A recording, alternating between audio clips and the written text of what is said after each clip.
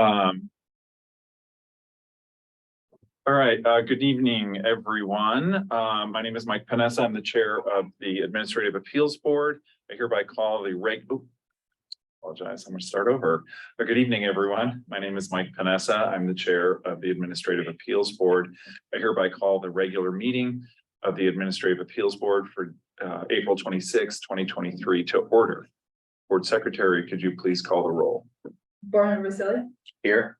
Board Member Moses. Here. Board Member Sinclair. Here. Vice Chair Kane. Here. And Chair Panessa. Here. 5 members present. Thank you. Our first item on the agenda is the acceptance of the agenda. The board. Wow. The board can discuss and may amend the order of the agenda. I'd like to entertain a motion and a second for acceptance of the agenda. So moved. Second.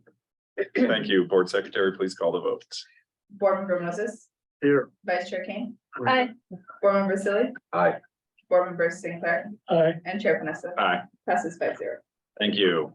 Next item on the agenda is public comment. This item, or I'm sorry, this time is set aside for members of the public to address the board on items of general interest within the subject matter jurisdiction of this board. If somebody wishes to speak, they will be allowed 3 minutes. Although the board values everyone's comments pursuant to the Brown Act, the board generally cannot take action on any items that are not listed on the posted agenda. Testimony for hearings will be taken at the time of each hearing. Board Secretary, could you please begin the public comment period? We do not have any registered public speakers. We did have an item submitted, which was online. And Okay. it's in the packet. Item number 2. Okay. Sorry, the screen went down there. All right, then we will dive in. Next item on the agenda, number 3, concerning the property at 677 West Crescent Drive. This is an appeal of the $5,000 fine and administrative decision that, I apologize if I say this name incorrectly, Pailang Zhao is permanently ineligible to operate a vacation rental in the city of Palm Springs. Board Secretary, could you please ensure that the city staff and the appellant understand that their testimony is under oath? We do have a signed affidavit from city staff, and anyone on Zoom desires to testify under this appeal hearing under the laws of perjury. If you choose to speak, you hereby accept and acknowledge that your testimony shall be the whole truth and nothing but the truth. And we do have Stephen Zhao on board. Great. All right, thank you. So at this point, if the city staff would like to present their report. Yes, good afternoon. Thank you, Chair, Vice Chair, board members, city staff, residents on the call and joining us here in the office this afternoon. My name is Patrick Clifford with the Department of Special Program Compliance, and we oversee the vacation rental program here in the city of Palm Springs. Before you this afternoon is a staff report regarding the property located at 677 West Crescent Drive here in Palm Springs. Some background on this property is this property did hold a vacation rental certificate which expired July 31st, 2020.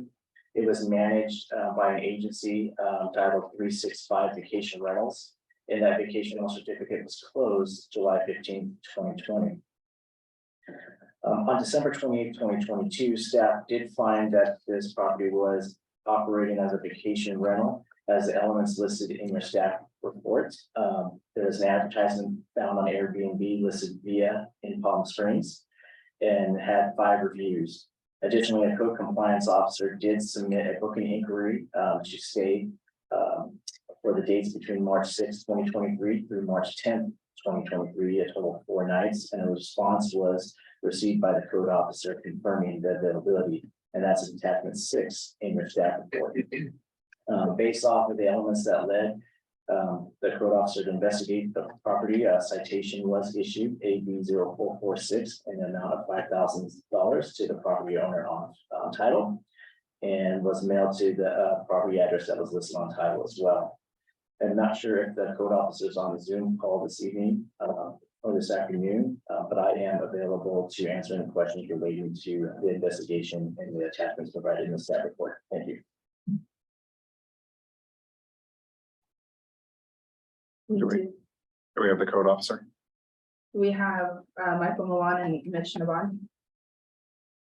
Mitch Nabhan is the code supervisor for code compliance, and I believe he was the issuing officer. I can check, but he can further testify regarding the investigations that code compliance take, and he is the issuing code officer, so I would invite him to speak regarding his findings that he.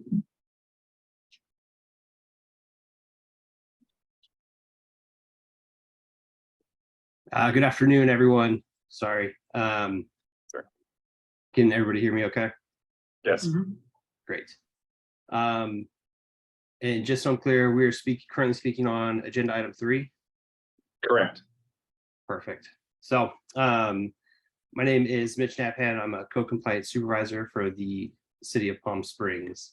On Monday, December 26th, 2022, while conducting a review of available rental listings on the web-based booking platform Airbnb.com, Code Officer Jacob Gonzalez came across an advertisement in the Las Palmas neighborhood titled Villa in Palm Springs, which can be found in attachment number 5 in the staff report. While reviewing the advertisement, it stated that the entire 6-bedroom villa was being offered for up to 12 guests with a minimum stay of 4 nights. Officer Gonzalez was unable to find the city ID number listed as required for a registered vacation rental property, so he reviewed the photos contained within the ad and was able to identify the property address as 677 West Crescent Drive, positively, and drafted a citation for failing to post the city ID.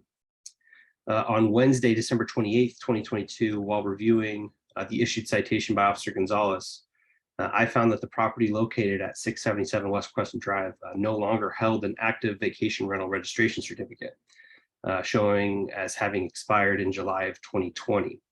I confirmed this with the Office of Special Program admin staff. The certificate had been closed, with the owner's authorized agency having submitted closure paperwork on July 15th, 2020.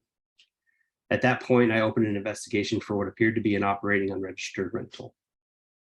I sent a message via the Airbnb.com contact host feature, inquiring about a 4-night stay arriving Monday, March 6th and departing Friday, March 10th. The message was, "Hi, Stephen. The pictures of the house look great. My family and I are planning a trip to come out to the tennis tournament in March and are looking for a place to stay for the first week, Monday through Friday.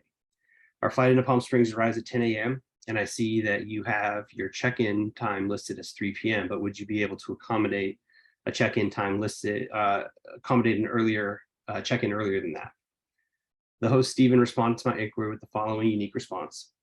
"Hi, Dawn. Yeah, an early check-in at 10 a.m. is perfectly fine," and subsequently sent me an invitation to book my requested short-term stay.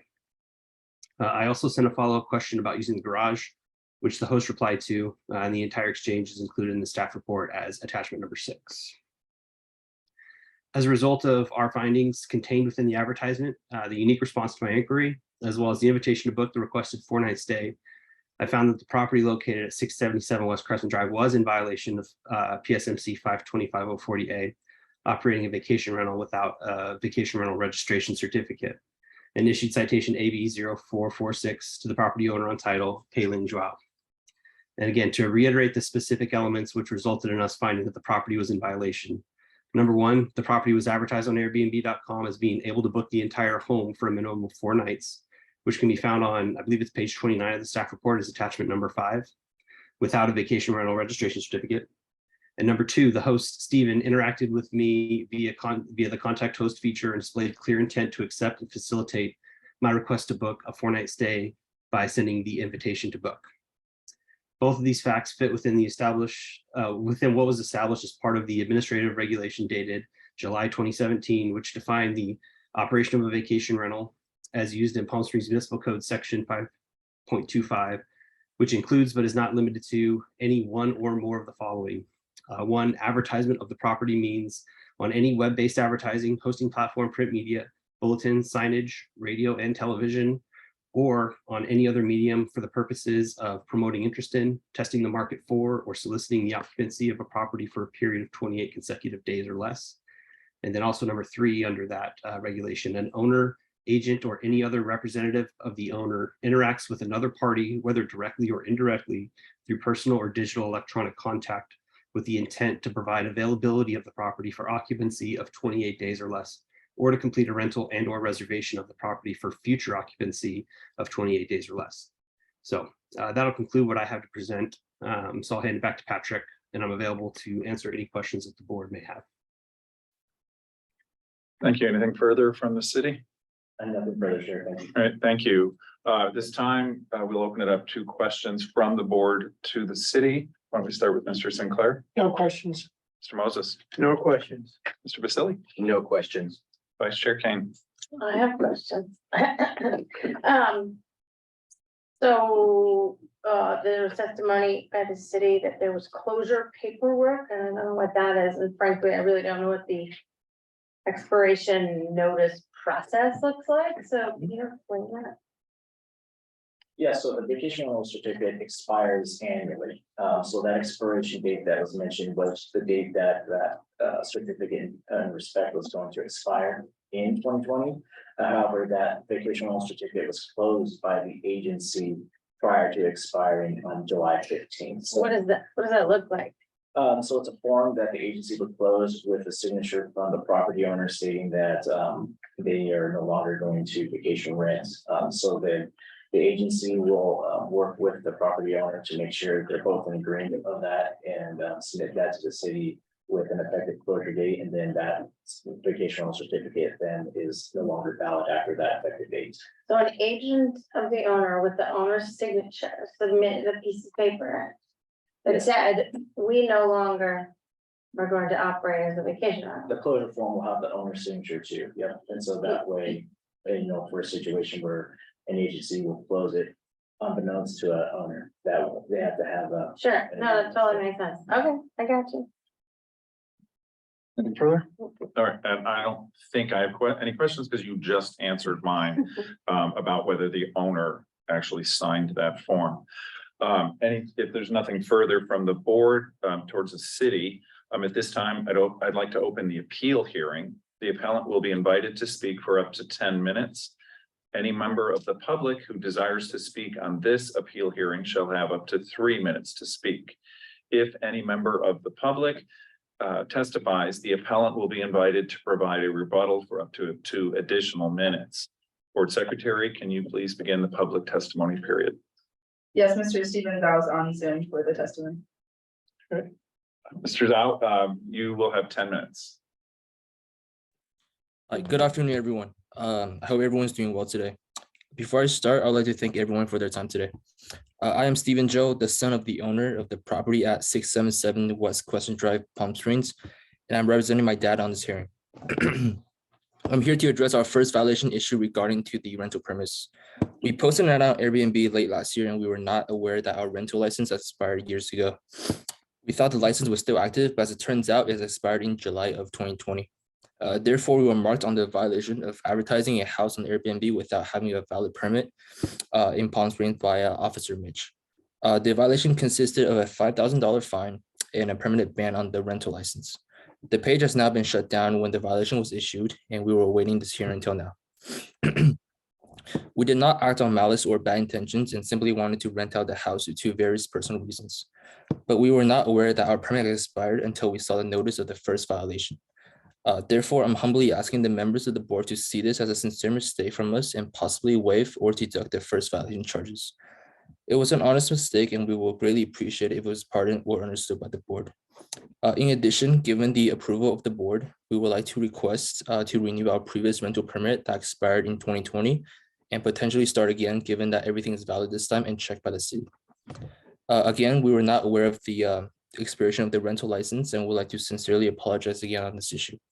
We hope that the board understands our situation and will take consideration into a fair solution. I would like to thank everyone for their time today to listen to my case. I think that should be it for me. Thank you. All right, Mr. Joe, am I saying that correctly? Yes, you are. It's perfect. Thank you. Yeah. Anything further? You still have quite a bit of time. It was just that we weren't aware that our rental license expired in 2020. I was actually approved by my dad, Paydown Joe, the owner of the property, to start Airbnb again. And I believe he was not aware that the license would expire as well. So therefore I continued, and I was the person responding to Officer Mitch's inquiry. And yeah, that should be all for me. All right, thank you. So at this time, is there anyone else choosing to speak on this one? All right, thank you. I'd like to open it up. Board members ask questions of Mr. Joe. Let me start with Mr. Basili.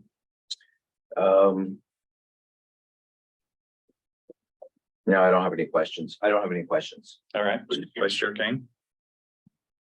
So, so I asked this question earlier, hopefully you heard, that the city was given a notice to close the permit and it was signed by someone in your family. I don't know if it was your mother or your father.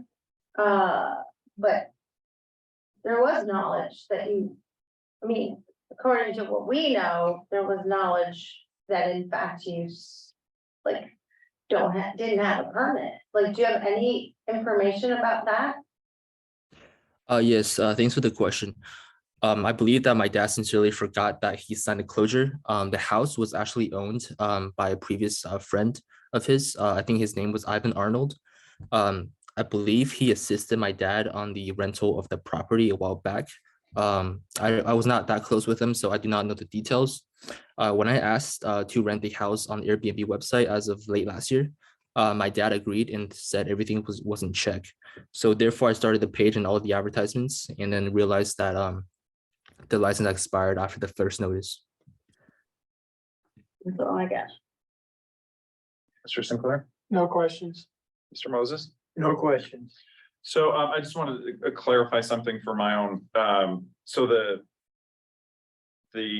form that Vice Chair Kane was referring to, the closure, that was signed by your father? I believe so. I'm not too sure though.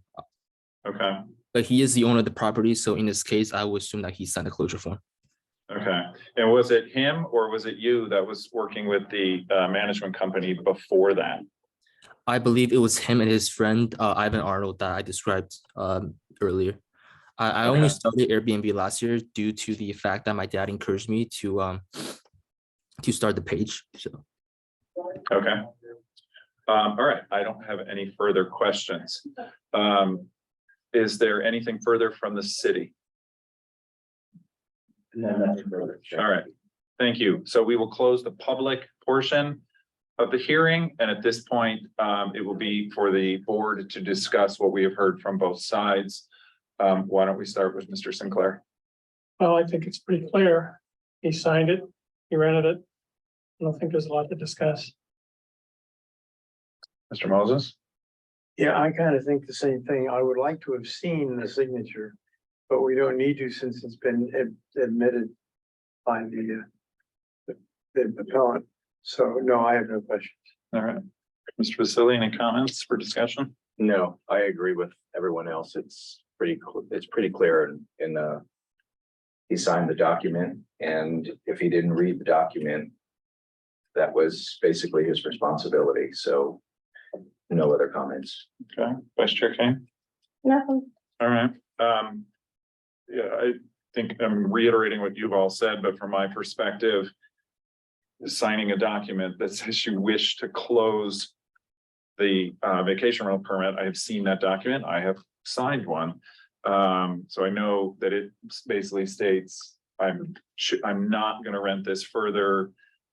So I think based on the information both the city and the appellant have provided, there had to have been some level of knowledge. Unless anybody on the board has any more comments, is there a motion and a second?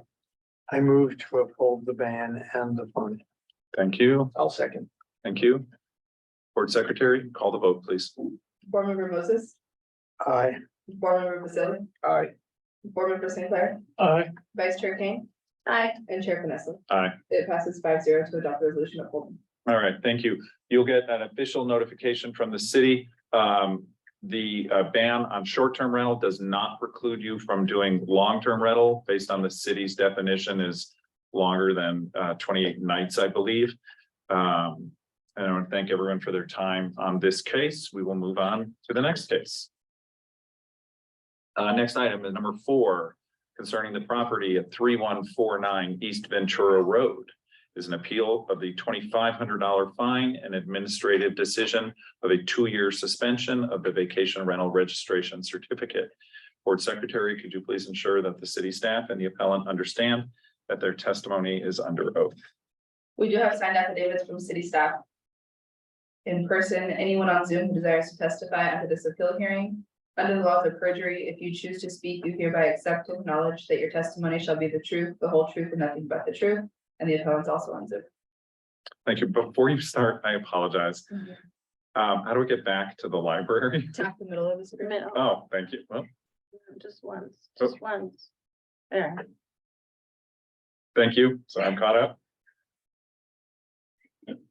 All right, sorry for that. At this point, the city staff can present their report. Thank you, Chair, and just to confirm, I do agree to the testimony with the city clerk's statement.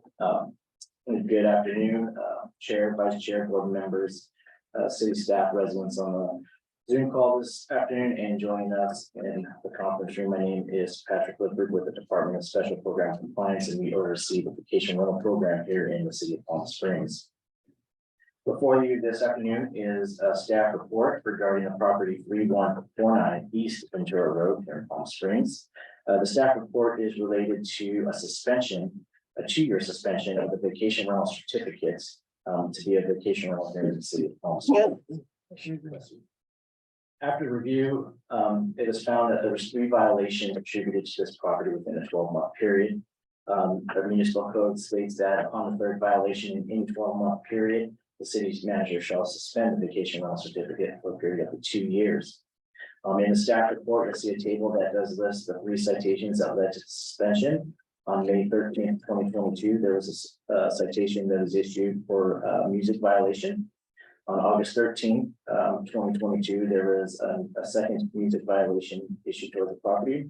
And on January 6th, 2023, there was a citation that was issued for failing to submit contract summaries for a guest stay of 28 days or less. Additionally, in the staff report are the investigations for all 3 citations. The code supervisor that was involved with the 3rd citation is on the call this evening. Code supervisor Nahan, and I would like to invite him to give further testimony regarding what led to the issuance of the 3rd citation and the suspension of the vacation rental certificate. Thank you. Thank you, Patrick. Good evening, afternoon again, members of the board, fellow city staff, and members of the public joining us on the call today. My name is Mitch Nabhan, and I'm a code compliance supervisor with the city of Palm Springs in charge of the vacation rental enforcement program.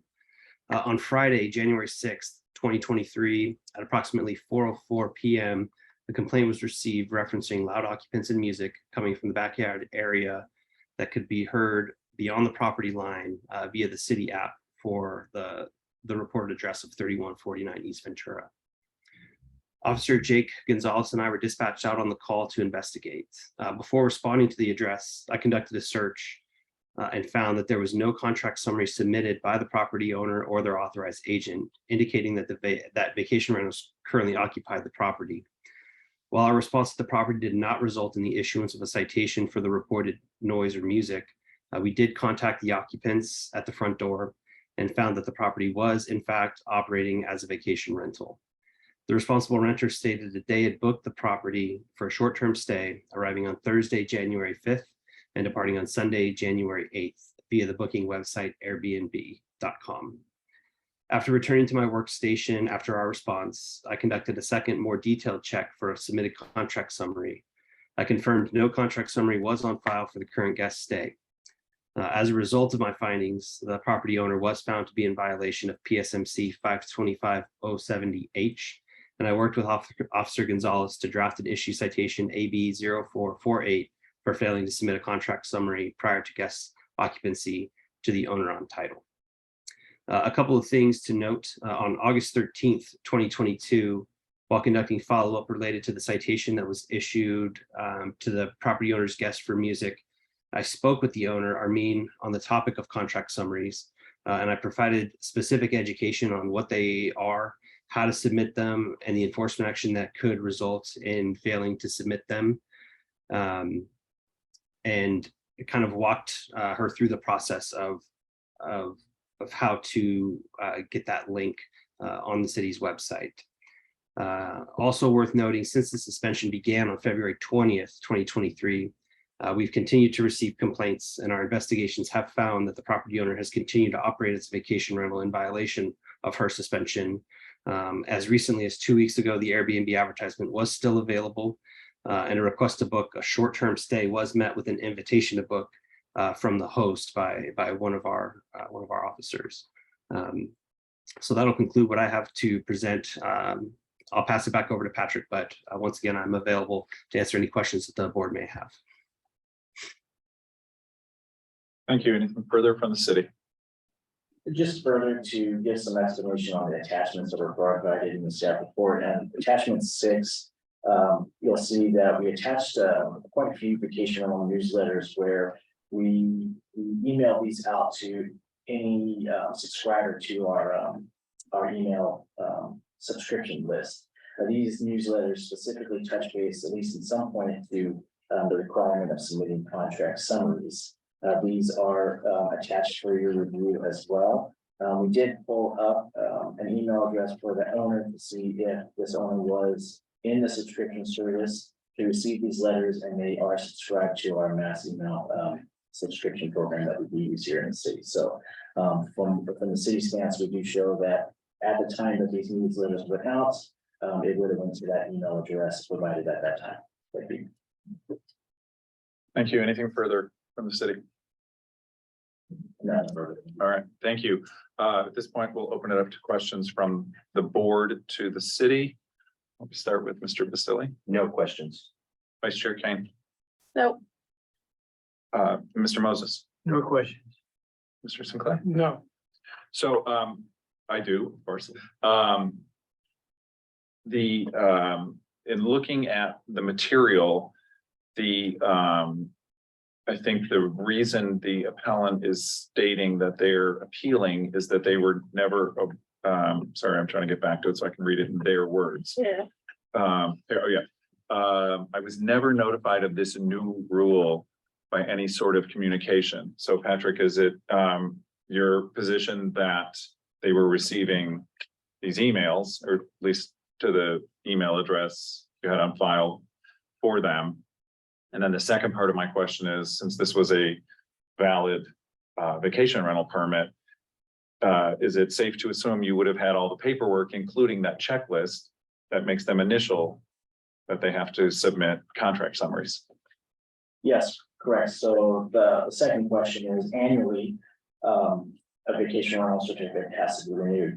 Part of that process is that the owners initial that we understand the regulations within the city. One of the initials that they do provide is a requirement to submit contract summaries for each occupancy less than 28 days.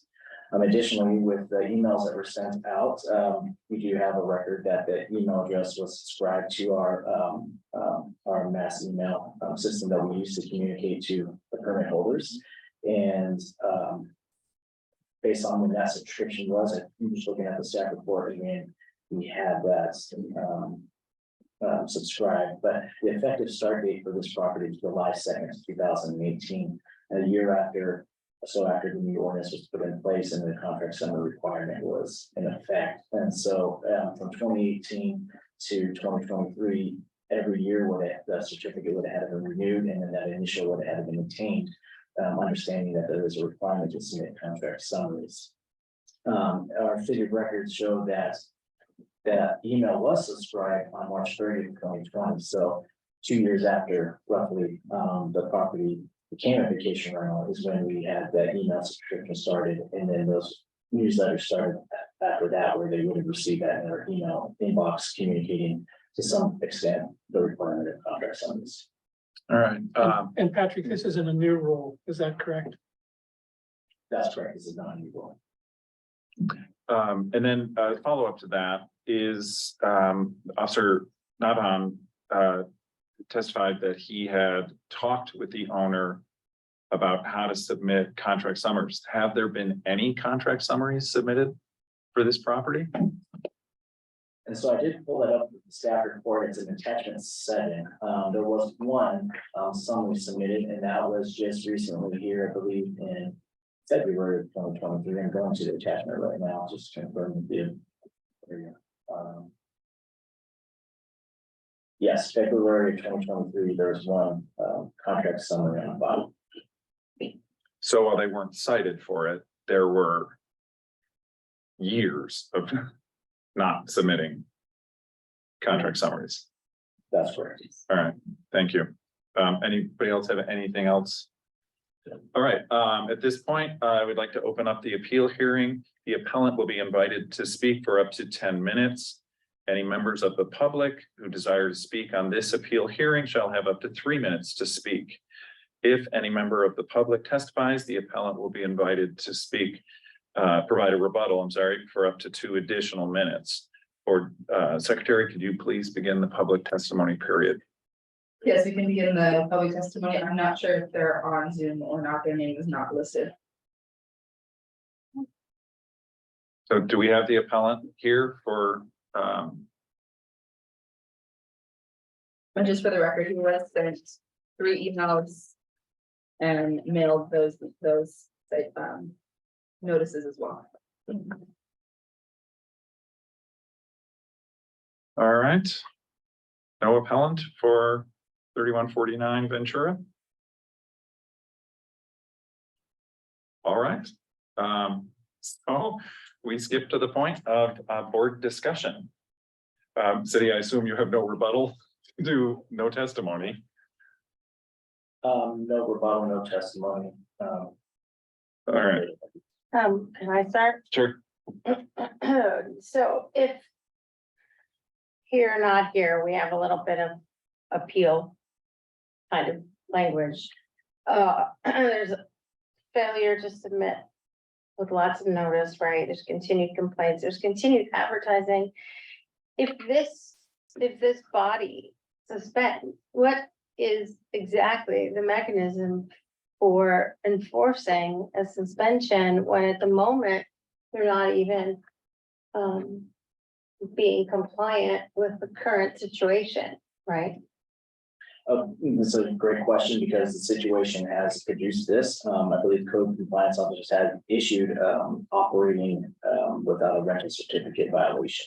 It's kind of a new path for us because we haven't come across this before, is finding someone that was suspended operating as a big during their suspension. And so inevitably we went the route to issue them the $5,000 violation and a permanent ineligibility operator application on again and say Again, we're sort of in administrative land, and maybe this is a city attorney question with respect to what?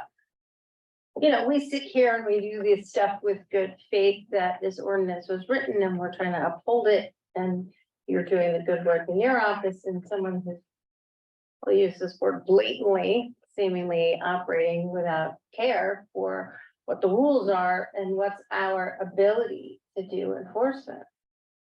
I mean, issuing one citation after another when this person doesn't care seems sort of silly. I mean, I can also further give some input is when we do see cases where they just not following the rules that were from a violation found by the city and or the judgment found by the board. And we have sent the matter up to our city attorney for a more thorough investigation and stronger enforcement in regards to cease and desist and other remedies that the city attorney might have that we don't have at the admin level.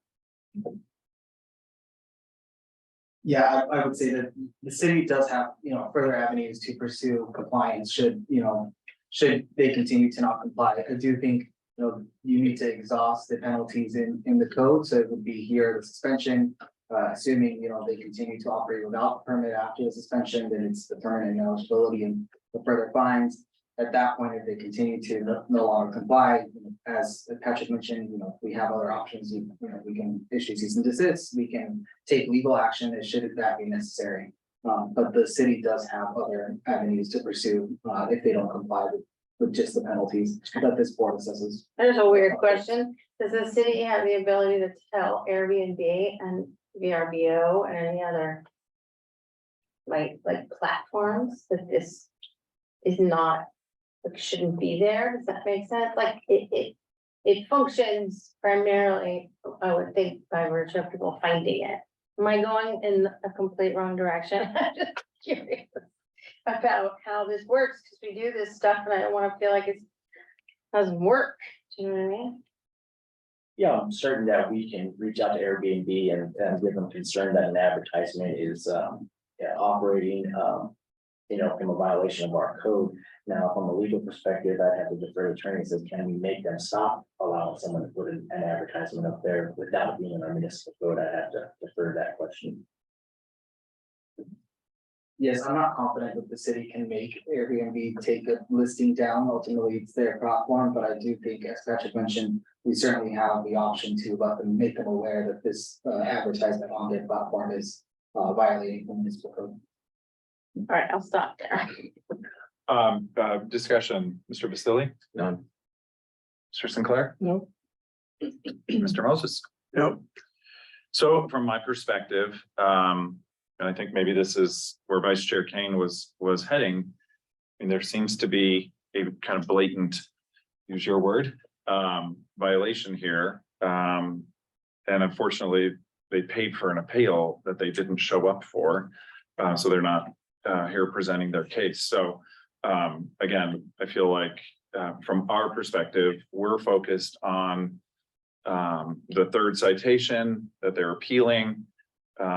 And it seems like since they presented nothing, that there was some problem with that citation. I feel like, from my perspective as a board member, that citation is valid. If anybody has any more comments, there is a motion and a second, please. I move we uphold the suspension and the fine. Second. Thank you. Board Secretary, could you please call the vote? Board Member Sinclair, Aye. Board Member Moses, Aye. Board Member Vasili, Aye. Vice Chair Kane, Aye. and Chair Knesset. Aye. Motion carries 5-0 to adopt the resolution of board. All right, thank you. We will move on. Next item on the agenda is number 5, concerning the property at 2303 North Magnolia Road. This is an appeal of a $5,000 fine and administrative decision that Eddie Haftvani, and I apologize again, Good. Oksanian, apologize if I said your name incorrectly, is permanently ineligible to operate a vacation rental in the city of Palm Springs. Board Secretary, could you please ensure that city staff and the appellant understand that their testimony is under oath? We do have signed affidavits from city staff in person. Anyone on Zoom who desires to testify under this appeal hearing, under the laws of perjury, if you choose to speak, you hereby accept and acknowledge that your testimony shall be the truth, the whole truth, and nothing but the truth. Thank you. Thank you. City staff, would you please present your report? Yes, good evening, Chair, Vice Chair, board members, city staff, residents on the call and in the conference room this evening. My name is Patrick Clifford with the Department of Special Program Compliance, and we oversee the vacation rental program here in the city of Palm Springs. For you this evening is a staff report regarding the property located at 2303 North Magnolia Road. It was found that this property was advertising and operating a vacation rental without a vacation rental certificate as a violation date of January 14th, 2023. The elements that led to the issuance of the violation are included in your staff report. And the code officer that did the investigation is here in the conference room this evening, and I would like to invite Officer Whitaker up to the table to provide further testimony. Thank you.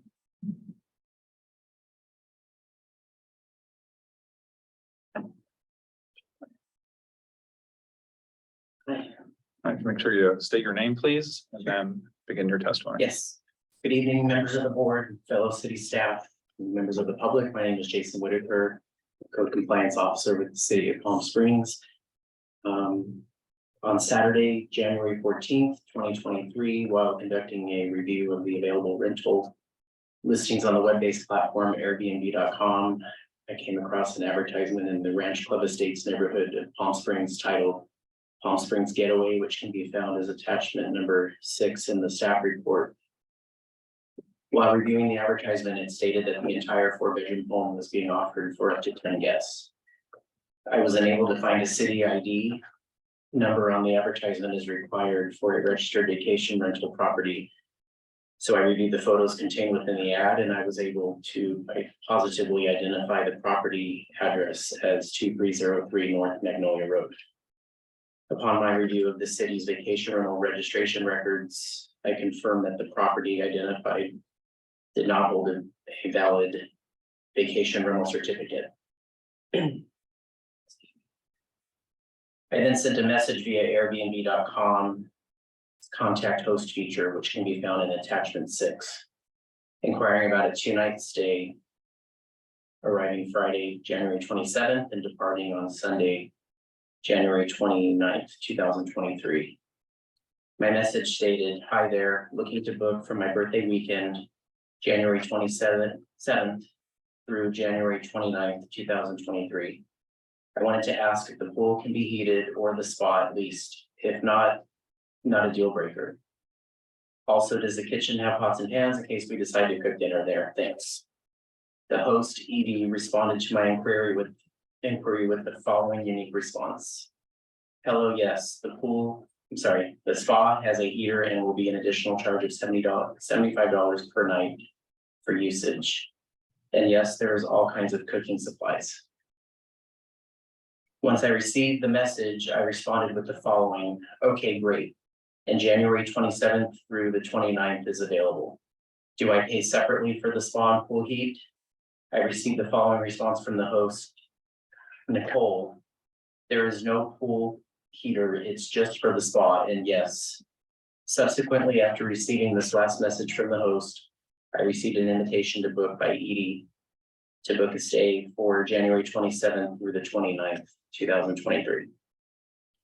As a result of my findings contained within the advertisement, the unique response to my inquiry, as well as the host invitation to book a 2-night stay, I found that the property located at 2303 Magnolia Road was in violation of PSMC 5.25.040A, operating a vacation rental without a vacation rental registration certificate, and issued administrative citation number AB 0456 to the property owner on title Edie Akbani Alksanian. This will conclude what I have to present, so I'll hand it back over to Patrick. I'm available to answer any questions that the board may have. Oh, yeah, nothing further. All right, thank you. This time, I'll open it up for board members to ask questions of the city. We start with Mr. Moses, I have no questions. Mr. Sinclair, I have none. Mr. Vasily, I have no questions. and Vice Chair Kane. Oh.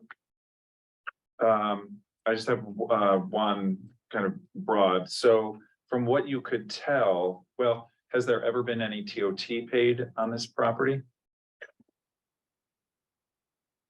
No TOT that I know of, without a permit on file, wouldn't be able to remit to the city. Okay, thank you. And I didn't see if it was in here in our packet. Sometimes we can see, you know, like a variety of reviews or anything. Was there any like reviews kind of indicating that it had been read multiple times? From my review and, code officer can confirm, I don't see that there was reviews. Usually we will list that in the elements that help lead to the investigation, but I believe from what we found, there was no reviews on the actual advertisement itself. Okay. All right, thank you. I have nothing further. All right, thank you. At this time, I'd like to open the appeal hearing. The appellant will be invited to speak for up to 10 minutes. Any members of the public who desire to speak on this appeal hearing shall have up to 3 minutes to speak. If a member of the public testifies, the appellant will be invited to provide a rebuttal for up to 2 additional minutes. Board Secretary, can you please begin the public testimony period? Yes, the appellant's online and we can begin. All right. If you could, appellant, identify yourself and you may begin. Hi, my name is Talene. I'm actually Eddie's daughter. I'm the one that helped my dad put the listing on Airbnb. To begin with, I had no idea that you needed any kind of certificate or permit to rent the property.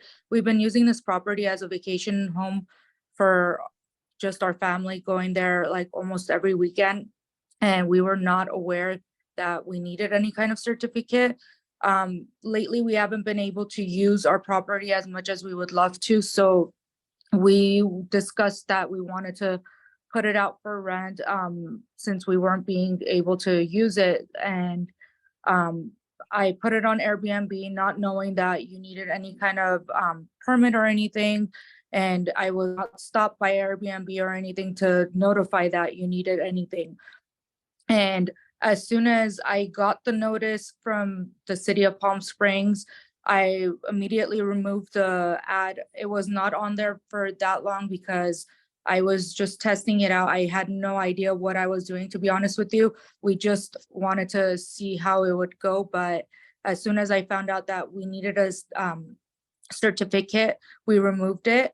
And we have not rented it ever. We've never made any money on it. It was the first time I ever listed it. I would love to see if there's any way we can appeal it, because honestly, it was an innocent mistake. We had no idea honestly what we were doing, because it was the first time we were putting it out for rent, because we've been using it for my parents have been using it, my sister's kids and everything. So we've been using it with the family. So we would greatly appreciate it if you could consider us and somehow try to consider our appeal. Thank you very much. All right, thank you. Anything further from any rebuttal from the city? Nothing further, just, you know, I know, it was mentioned that the advertising was placed out there for testing. You know, our administrative regulation that was put in place defining operation as a vacation rental does include that language is advertisement, of a property means any web-based advertising, posting platform, print media, bulletin, signage, radio and television, or any other medium for purposes of promoting interest in, testing the market for, or soliciting the occupancy of property for a period of 28 consecutive days or less. All right, thank you. Any questions from the board to the appellant? Want to start with Mr. Vasili? No questions. Vice Chair Kane, No, Mr. Sinclair? No, And Mr. Moses? no, All right, I do, Colleen, is it? Hello? Yes, Colleen? it's Colleen. Uh-huh. Yes. And what's? She's still there? Gone. Yes, Hi. I'm still It's here. Colleen? That's all right. It's Yes. Colleen, correct? Okay, thank you. Yes. So the question I have for you is, you testified that you had no experience with Airbnb. Who set up the ad? Was it you? I was the one that set it up. Okay, and would you, did you do any research? Other properties, any type of research before you set up the ad? I mean, no, not really, because I thought maybe I can just post it and then, because I saw other people, the only thing that I saw was that other people listed it and to see how much it was going for, but that's the only thing. Like, I was trying to compare other houses to our house to see how much it would go for, and then that's why I posted it, just to see if what the comparison was to our houses. But I have no experience on renting. This was our first ever property that we've ever tried to rent out. And that's why I had no idea that we needed to have some sort of permit. And I wish I did more research before. I was trying to help my dad try to see if we can get a little bit of income on the side, because we weren't being able to use the property as much as we would love to. We've been so busy with work and everything, and we haven't been able to enjoy our property as much. Right. All right, thank you. All right, if nobody has any questions for the appellant, we will close the public testimony period, and this time will be set aside for the board to discuss what we have heard. Why don't we start with you, Mr. Moses? well, it seems like the most minor of our cases, because You're on. because they did in fact advertise it without a license. They have violated the law, but they didn't even ever rent it. So it's pathetic that it's such a small thing. It's going to get such a large result. I know of no alternative, though, to uphold this. And I will so vote when the time comes. Mr. Sinclair, any comments for discussion? No, it's clear, and whether it was a mistake or on purpose or whatever, it violates the statute. Mr. Vasily? I agree. It's not, a new situation that we've come up against. The only thing that I always have a problem with is if people would just think about what they're doing. If you're going out and you're asking people to pay for money for something, you have to think whether or not you're creating a business or not. And if you are, you're gonna have to realize, do I need to get permission to run this business? And this seems to be the ongoing problem that we always have, is that people don't think that they're running a business, and they are. And so we always come up against this problem that people say, well, I didn't realize I needed a license or I needed a permit to do what? To run a business. So that's all I wanted to say. Vice Chair Kane? Yeah, it's a mistake. It's an expensive mistake and that stinks. But unfortunately, the rules here, and obviously these folks don't live here all the time. You know, you have a second property, you should kind of engage in that place that you have that property. And now I'm just preaching, but like kind of important because this is the kind of mistake you can make. And so it's a bummer. Tom, and just remind, I agree with what you all are saying.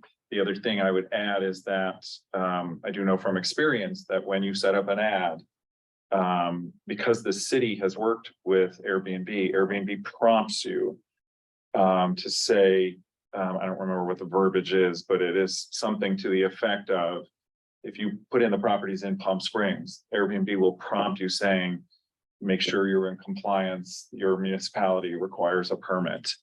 And so when somebody's setting that up, they're seeing that message, and whether they choose to do with that information or not is up to them, but. All right, unless there's any more comments for discussion, if somebody would like to make a motion and a second. I move we uphold the fine and the ban. I'll second it. Thank you, Board Secretary. Could you call the vote, please? Board Member Moses, Aye. Board Member Vasily, Aye. Board Member Sinclair, Aye. Vice Chair Kane, Bye. and Chair Knessel. Aye. Motion carries 5-0 to adopt the resolution upholding. All right, thank you. You will get an official notification from the city. Again, this would not preclude you from renting on the city's definition of long-term, which I believe is greater than 28 nights. And thank everyone for their time and effort on this case. We will move on.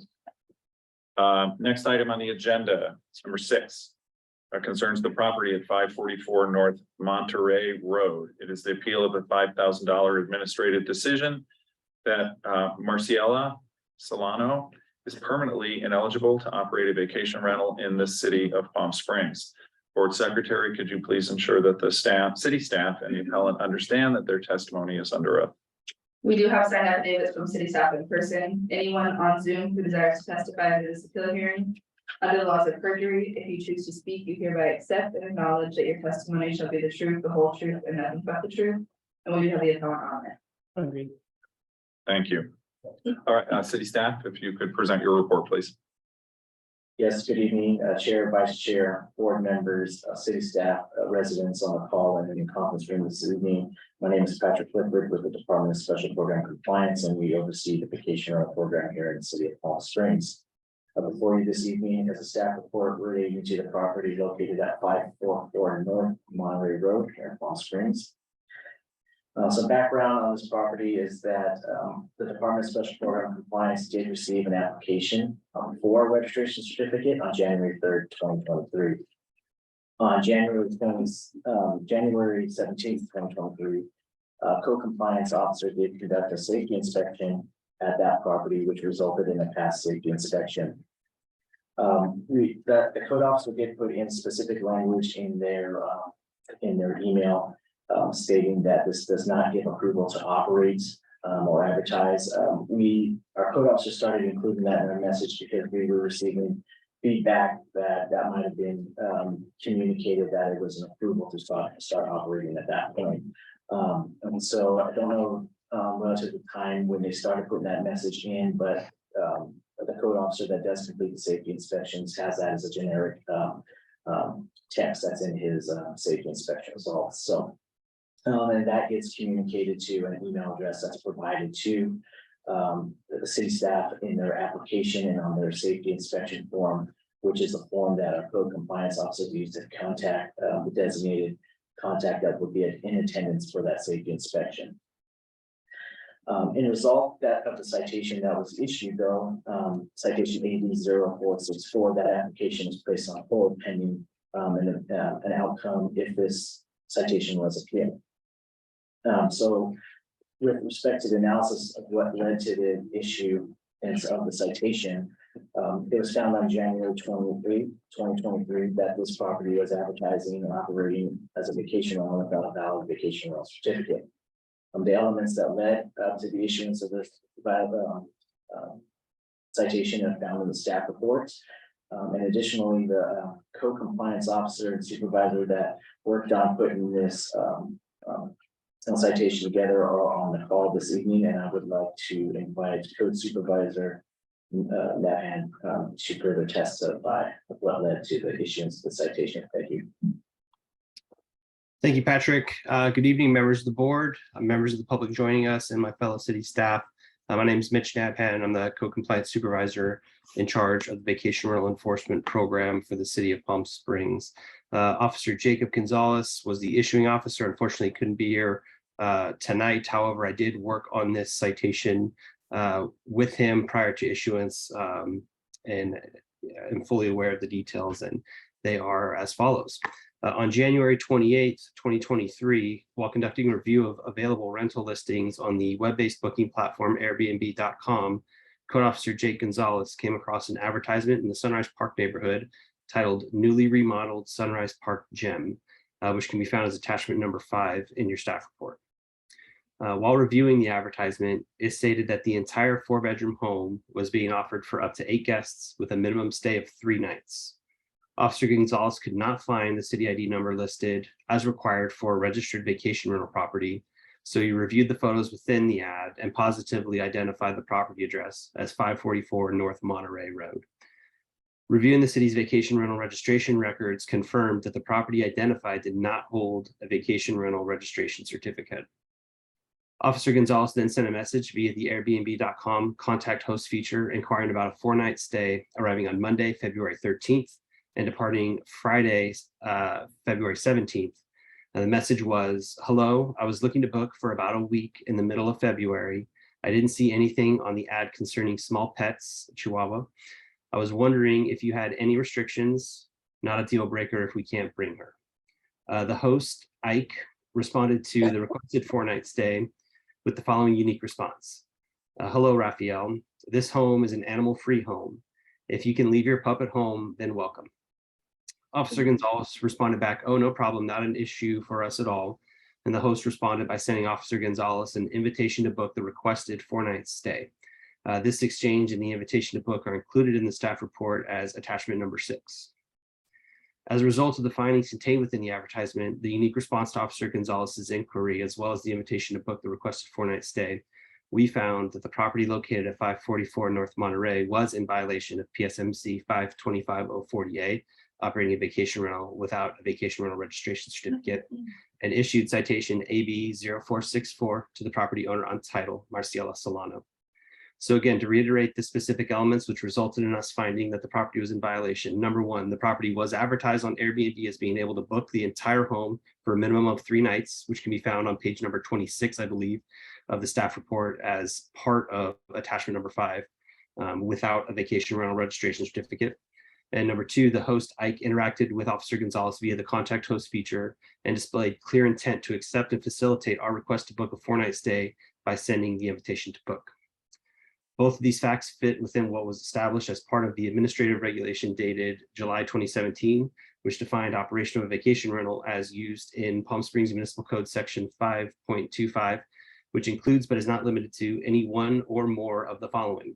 1, advertisement of the property means on any web-based advertising, hosting platform, print media, bulletin, signage, radio and television, or on any other medium for the purposes of promoting interest in, testing the market for, or soliciting the occupancy of a property for a period of 28 consecutive days or less.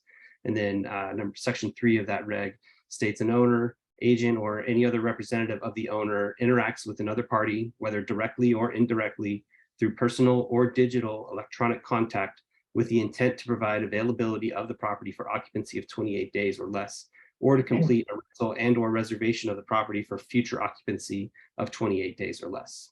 So that will conclude what I have to present, and I will hand it back to Patrick, but I'm available to answer any questions that the board may have.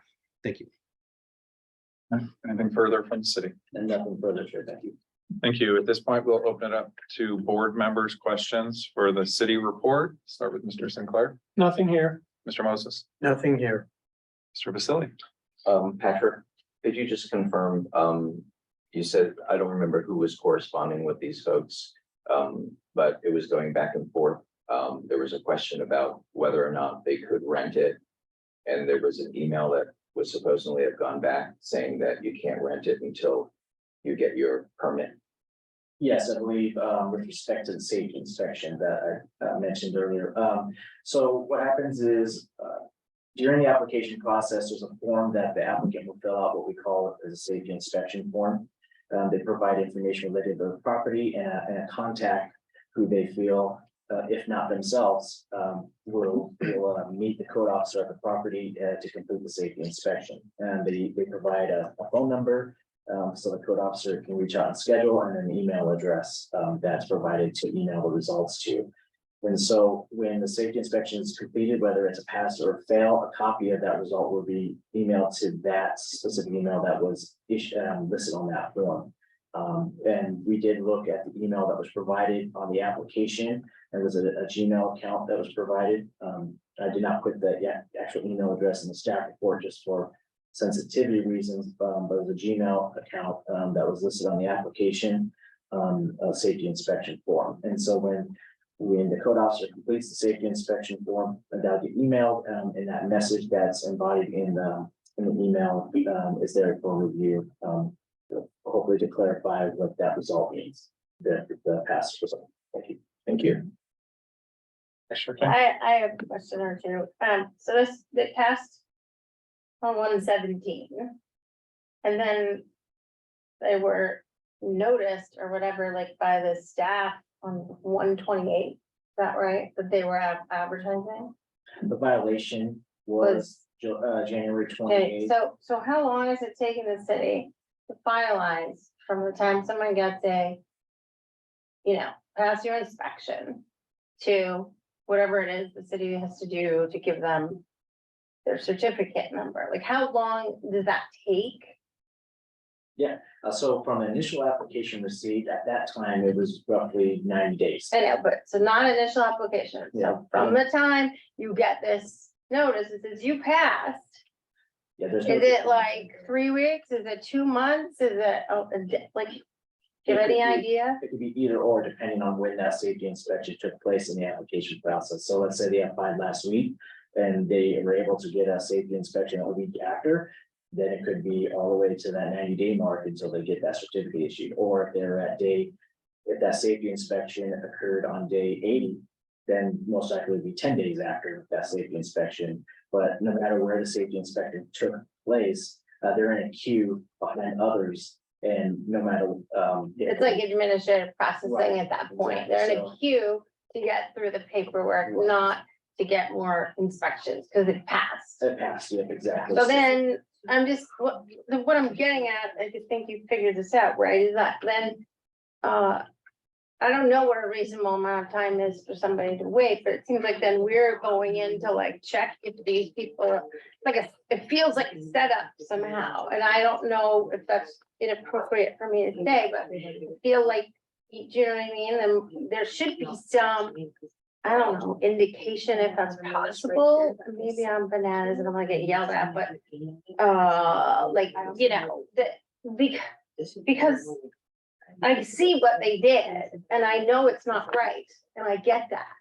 But I also see sort of human nature and I just wonder if there's some way to improve what we're doing. I don't know what else to say about Yeah, one thing is that we have shortened that time frame from 90 days. So we do communicate that it could take up to 90 days and not to advertise or operate from then.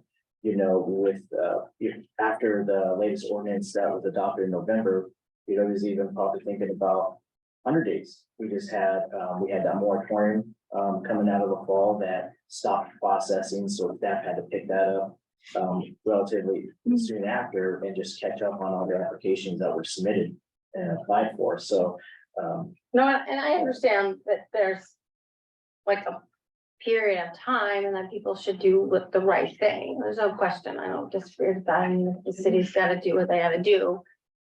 I don't know, it feels like I don't, like there could be more, maybe communication, not that you didn't say, hey, don't operate, because you did.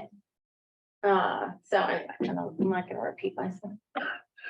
So I just had one question, Patrick, is it in our packet, or maybe you can kind of give us a little bit more information about what was included with the email that said they passed the inspection, but you said that whoever the officer was that did the inspection, that they have started adding a note about not advertising or not, Here, is that? it's right here. David, yeah, it's in the That. background section of the staff report. just read it. Okay, so in capital It's all letters, capital letters. do not advertise or rent your property short term until you have received written authorization from the Department of Special Program. Okay, so passing this safety inspection does not grant permission to advertise. Okay, that was my question. All right, anything further from the city? Okay, at this time, I'd like to open the appeal hearing. The appellant will be invited to speak for up to 10 minutes. Any member of the public who desires to speak on this appeal hearing shall have up to 3 minutes to speak. If any member of the public testifies, the appellant will be invited to provide a rebuttal for up to 2 additional minutes. Board Secretary, could you please begin the public testimony period? I do not have any registered speakers for. Okay, and I believe the appellant is on the online. Yes, hello. Great, you can go ahead and start, please. Okay. Oh, This is sorry, Isaiah. sorry, hang on for just 1 second, sorry. Bruce Hoban raised his hand in the chat room. Okay. Public comment, And, I'm all right, assuming. so, Mr. Hoban, is your testimony about this case? Yes, sir. All right, so we will let you speak after the appellant speaks. Not a problem. Thank you. All right, thank you. Go ahead, sir. Okay, thank you, board. Did you receive my name is Isaiah and I'm on behalf with my mother here, Marcela Solano. Did you guys receive my email from yesterday? We did. Okay, so yes, the email is very clear in regards to not posting our Airbnb or not listing our property. The issue here is the fact that it's an email that didn't go directly to me. It went to our agent. Something so severe, something with such huge consequences, got foiled by going to a junk folder. I did not receive this email until yesterday when I asked my house manager if she had received anything. When she's checked, it was in her junk folder. Now, I need you guys to understand that had I known that I couldn't post it, we wouldn't have. I was still going back and forth with the city, one of the city clerks, asking for updates. I just wasn't aware. The only thing that I was aware is that we have passed, and our biggest thing was that we had converted a garage into a 4th bedroom. And so when we got the notice that we had passed into our 4th bedroom, that was pretty much it. So I figured, well, we can start taking pictures, we can start listing. But it was never with the understanding that it was a $5,000 fine or we were going to get banned forever to list our property. I know it's a mistake, and I know there's rules from everyone else that I've heard. Rules are rules and they can't be broken. I get that, but we did follow them. It was a simple, it was a mistake. It was a junk folder mistake. Had I received it, my emails were attached to my application. Had I received it, none of this would have happened. The fact that the city sends something so drastic, something so finite, just by email, no hard copies that could have gone to my mother's house so that we could review it seems very unfair. So I ask that to please, reconsider and let us, I'll pay the fine. It's $5,000. I'll pay it, but just to let us rent the house because like I said in my email, this has life-changing. This is a retirement investment. She needs it. So for the time being, those are my comments. All right, anything further? Okay, we will allow Mr. Hoban wants to speak from the public, so he will have up to 3 minutes. And then you will have a chance to rebut anything in his testimony. So Mr. Hoban, you could go ahead and begin, please. Thank you very much. So I'm not going to comment on anything about all the notifications and everything gets, but there was one specific question asked by one of the board members, which is what was the date of the application?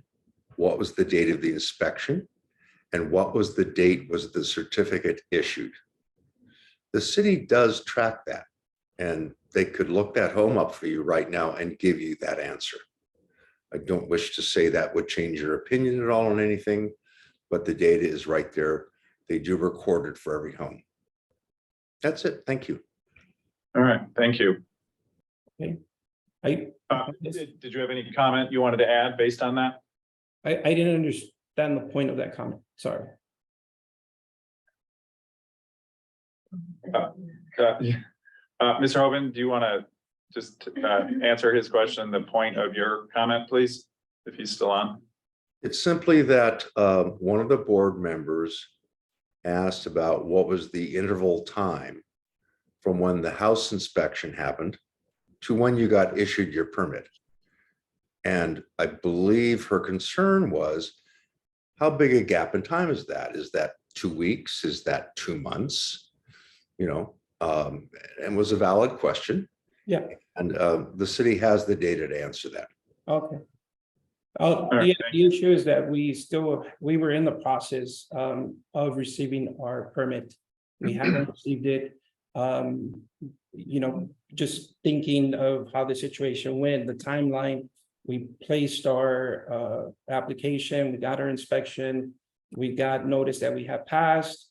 I started taking pictures, I started working on the wording as everyone else, because as you had mentioned before, we're going into business.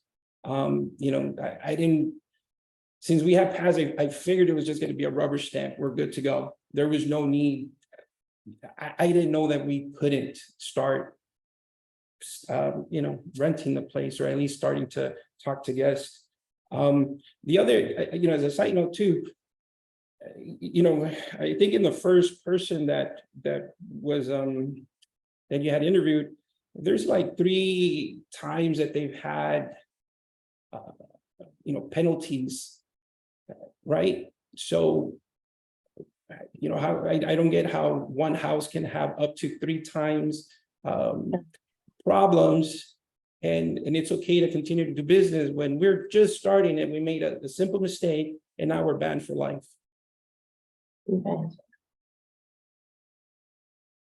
Anything further? No, if you have any questions. All right. First off, Patrick, do you want to answer his question about the difference between those 2 cases? Yes, so the difference one's registered with the city of Palm Springs to operate, and then by registering and complying, they agree that they're gonna follow specific rules that are defined in our municipal code. Having 3 violations within a 12-month period, the city manager does suspend that vacation rental from operating for a period of 2 years. And any further action after that could lead to a revocation of the vacation rental certificate. So and those violations are assessed because they, by participating in the vacation rental program, they agree that they will follow the municipal rules in the city. The other violation which is found in question this evening was for operating an application without certificates. And now, the ordinance is strong and has strict rules regarding a penalty and the inability to operate education without further perpetuity. And that's designed because, and maybe in this case, it was not done in intent to purposely break the municipal rules, but there are bad actors out there that do try to go around the city, and thus it's designed to just stop any unregistered activity and with a pretty hefty penalty and decisions. All right, thank you. At this time, we will open it up for the board to ask questions. Oh, I'm sorry, go ahead. And I would just further clarify if I may, I know there's been a lot of conversation about this email regarding the safety inspection and one, it's just an additional resource that we've been providing to applicants because of the concern we've received regarding thinking that notification is something that grants permission to operate. I did want to clarify that on the application itself, it does state that they are not authorized to advertise or otherwise operate a vacation rental until they receive specifically authorization from the department, and that administrative fines and penalties will apply, and that's on the application itself. The email from the safety inspection, as I mentioned, is just an added tool that we try to reach out to help maybe resolve any confusion that there might be in what that approval means. All right, thank you. So at this point, we'll open it up to board members' questions for the appellant. Mr. Vasily, you want to start? Yeah, this is piggybacking off of what Patrick just said. You had mentioned that you received the email that said that you had passed. So in that email, that if it did state that you did pass, but you could not rent, you could not advertise, I'm a little confused with that, because if it's in there, but you claim that you got an email saying that you passed. So Yeah. I'm a little confused. Let- with that. May I explain? So Sure. we're located about 2 hours away. So the person that we had hired, our house manager, that met with the inspector, because I wasn't able to go, nor my mother. She met with the inspector, we passed. So the report went to her Gmail. As I state, I don't use a Gmail account. It went to her junk folder because it comes from the city or because she has a strong filter. So the only thing that we knew at that moment was that we have passed and that our garage conversion that turned into a bedroom have been passed, have been accepted. That's all we knew. And so until yesterday, where we're discussing about today, we're like, hey, you know what? They're stating that on that package that you sent, that they're stating that we received an email. We go back and she checks, and sure enough, it's there. And that's what I'm saying. For something so drastic, for something so expensive, how could it be left up to an email? Why wasn't there a hard copy? I mean, I got the hard copy for the fine, but why wasn't I notified by hard mail for my passing or for this warning? Now, the other gentleman mentioned that there was an application. You know, it's hard to read when I don't know. You're right. Maybe I should have read the fine print on the first application when I submitted all of our documents, but I thought that by passing it, that was meaning all we had to do was get the rubber stamp. I mean, I didn't list the property before our inspection. You know, I didn't do that. So I thought that by passing the inspection, it was just a matter of you guys just signing off on it. That's it. It wasn't that we were trying to circumvent. It wasn't that we were trying to cheat the city. We did everything from A to Z with that house. Brand new pool, just everything. Put tons of money in there. Ready for this. And to have this ruined by a junk folder just is unfair. Can I ask the question? Go ahead, Vice Chair. You just said, sir, that you didn't post the ad.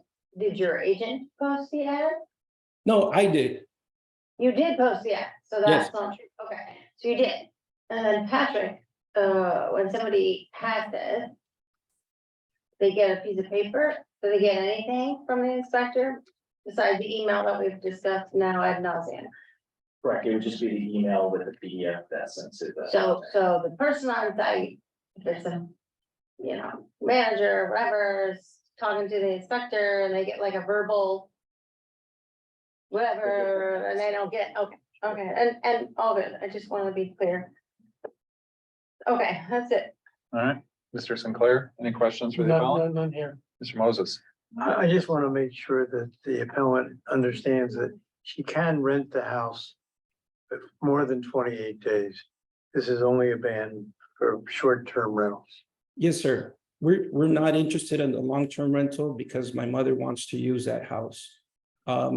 She has issues, health issues, and that's why Palm Springs, because of its dry climate, is a perfect, but she has her family here in Los Angeles. So it's going to be a back and forth. And so the short-term rental was a perfect fit for us or for her, where she can subsidize the mortgage and still use the property. A long-term rental does not benefit us in any way.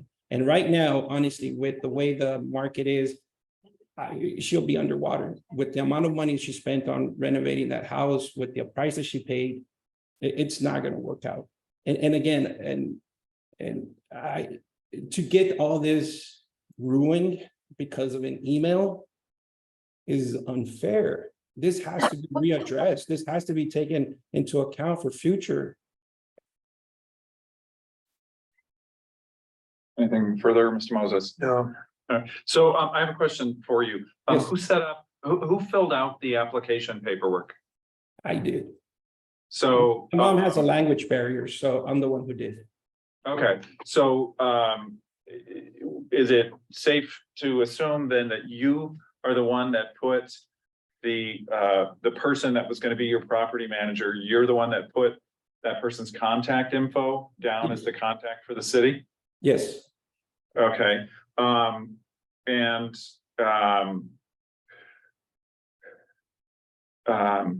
trying to think if, so I guess that is, I don't have any other questions, I guess. Thank you. So, What you're saying is that for the- you chose her to be your contact. Yes, And but she didn't, she but dropped you the know, ball on you.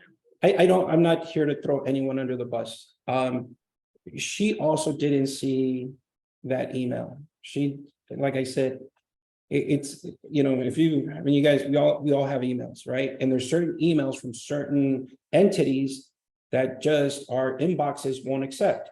Yours is one of them. Yours goes to a junk folder. Right? So because it went to a junk folder, she wasn't aware, because it's her job, right? It's in her best interest to give me all the information possible. So had she seen it, it would have been the first thing she'd say, hey, by the way, don't post it.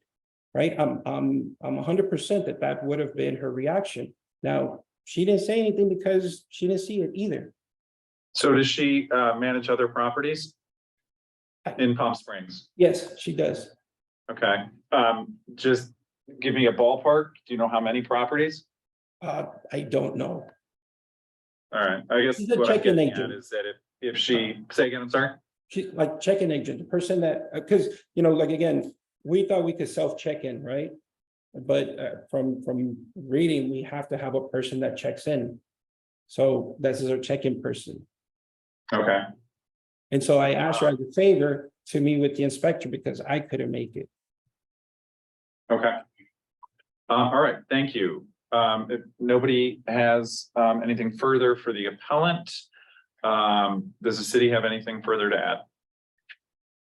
No, nothing further, thank you. All right, thank you. So we'll close the public testimony period. This next segment will be for the board to discuss what we've heard from the two sides. Why don't we start with Mr. Moses? yeah, I'd like to ask council, is there any leeway of any kind, any mechanism that can be, when it's clear that the ruling was not served properly or not served effectively is a better word. Is there anything that can be done in favor of the appellant? Can you clarify what you mean by the ruling was not served effectively? Well, it was not received, So, in fact. I mean, it was a few- received in a junk box. Yeah, a few points here. So, the requirements under the municipal code are that a person cannot operate a vacation rental without a registration certificate. So that requirement is known to everybody who applies for a permit. It's in the municipal code that somebody cannot, rent the house, and that includes, you know, under the administrative regulations, advertisements to a certain extent. For vacation rentals. Here, the applicant is stating that the appellant, or their son rather, is stating that they were unaware that they, you know, could not proceed with listing the property at the time they passed the inspection.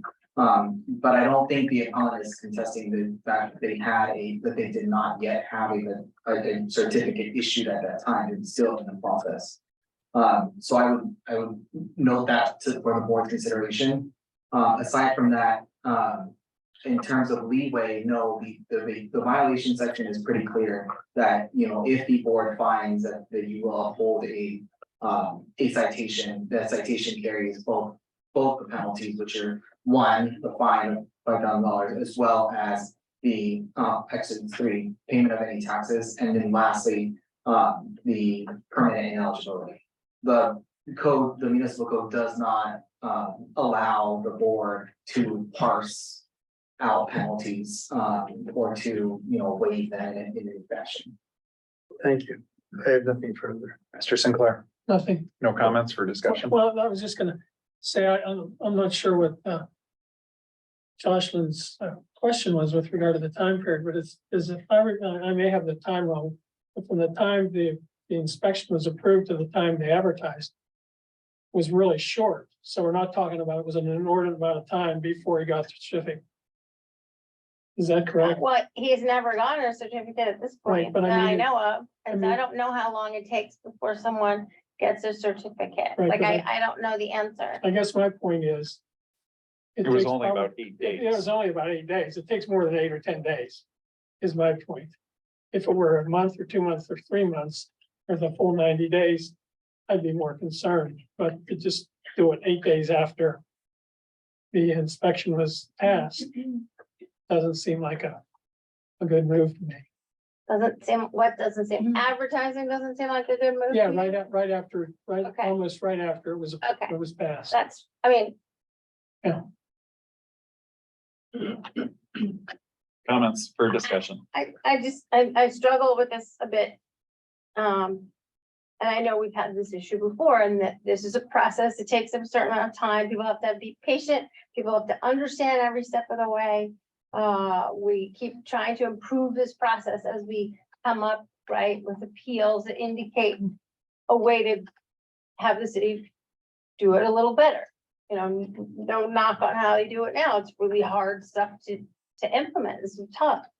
But it just, I have some, I don't know, when the city's then looking for a violation, just, right?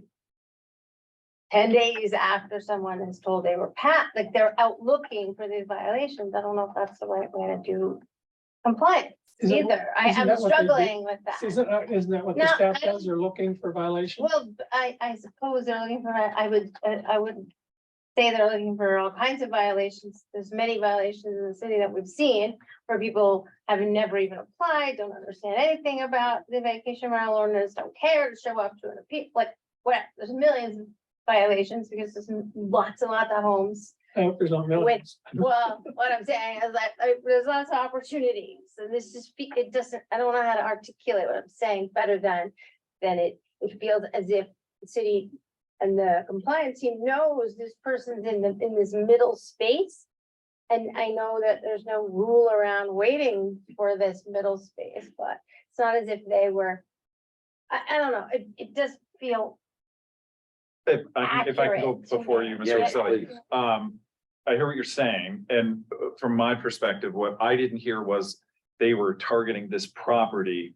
What I heard is that the compliance officer was doing his normal Yeah, perusing of the portals, and he came across a property that didn't list a permit, he then investigated that Oh. and found Oh, that. I understand. So it wasn't like directed. no, but I mean, Patrick, do they have the ability to, when they find one, to go look and see if someone in process?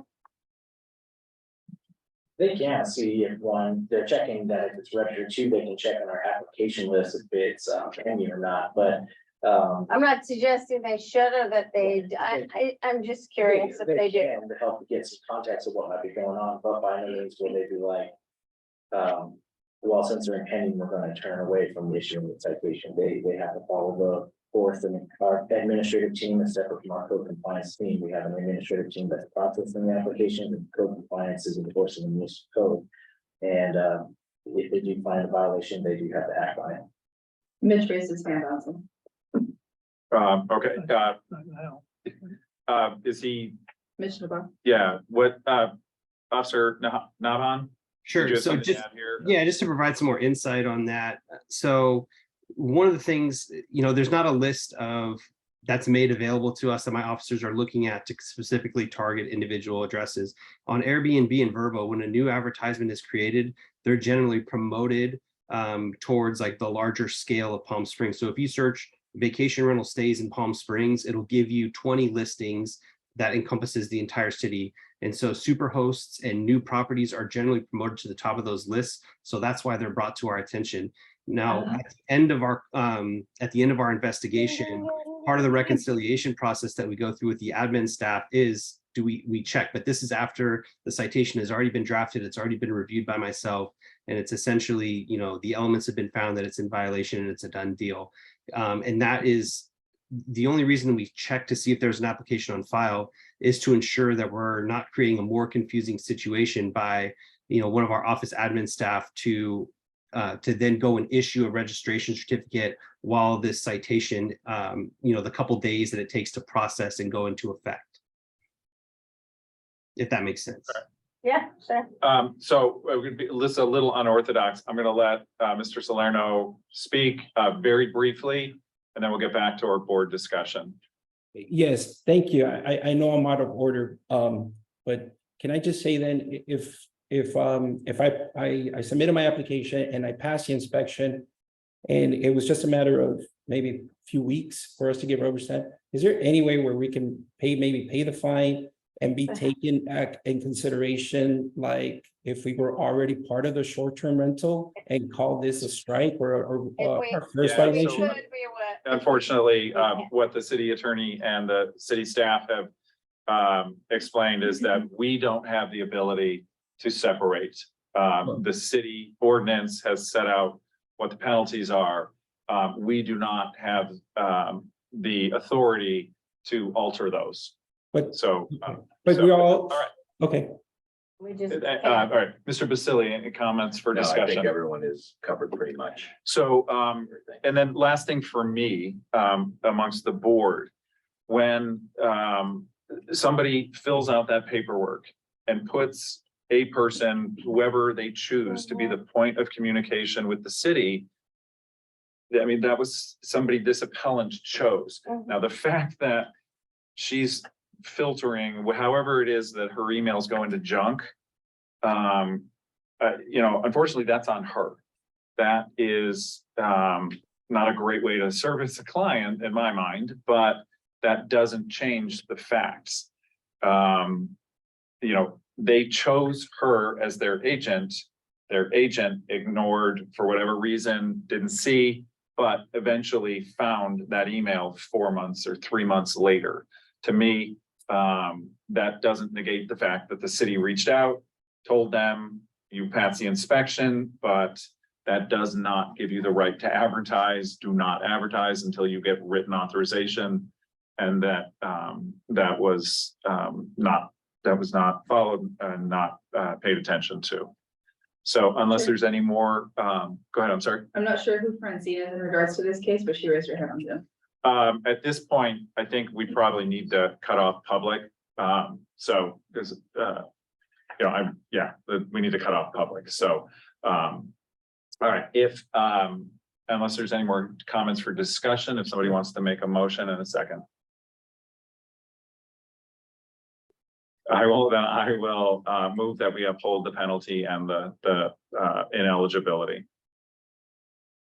Second, Board Secretary, could you call the vote, please? Chair Panessa, Aye. Board Member Sinclair, aye. Board Member Basili. Aye. Board Member Moses Hi, and Vice Chair Kane. No, Motion carries 4-1 to adopt the resolution upholding. All right, thank you. This again, as we've said, does not preclude you from renting for what the city defines as long-term 28 nights or longer. You will get an official notification from the city. Again, I want to thank everyone for their time and effort on this case. We are going to move on to our final case. Can we have 5 minutes? Certainly. So we will take, I have 6:08. Let's just take 5 minutes. We'll be back at 6:13. Cassie, can I get back in? I'll be able to get in the door. So the recording has recommenced. Last item on our agenda is number 7, concerning the property at 2548 North Aurora Drive. This is an appeal of the $5,000 administrative decision that James Sean Brodenfuhrer is, good job, Bob. is permanently ineligible to operate a vacation rental in the city of Palm Springs. Board Secretary, could you ensure that the city staff and the appellant understand that their testimony is under oath? We do have signed affidavits from city staff and appellant's attorney that are representing them. Anyone on Zoom who desires to testify at this appeal hearing under the law of perjury, if you choose to speak, you hereby accept and acknowledge that your testimony shall be the truth, the whole truth, and nothing but the truth. Great. If the city would like to present their report, please. Yes, good evening, Chair, Vice Chair, board members, city staff, residents on the call with us this evening and in the conference room with us. My name is Patrick Clifford with the Department of Special Program Compliance, and we oversee the HMRO program here in the city of Palm Springs. For you this evening is a staff report for the property located at 2548 North Aurora Drive, Palm Springs. So background, this property did submit a vacation rental registration application on December 12th, 2022. On December 16th, 2022, the code officer inspected the property and this passed their safety inspection. Additionally, on January 15th, a violation was found for operating a vacation rental from the vacation rental certificate. The elements that led to the citation issuance are detailed in the staff report. Additionally, the code supervisor that investigated the code officer that investigated the property is here in attendance, and I would invite the code officer to come up front to further provide testimony for this case.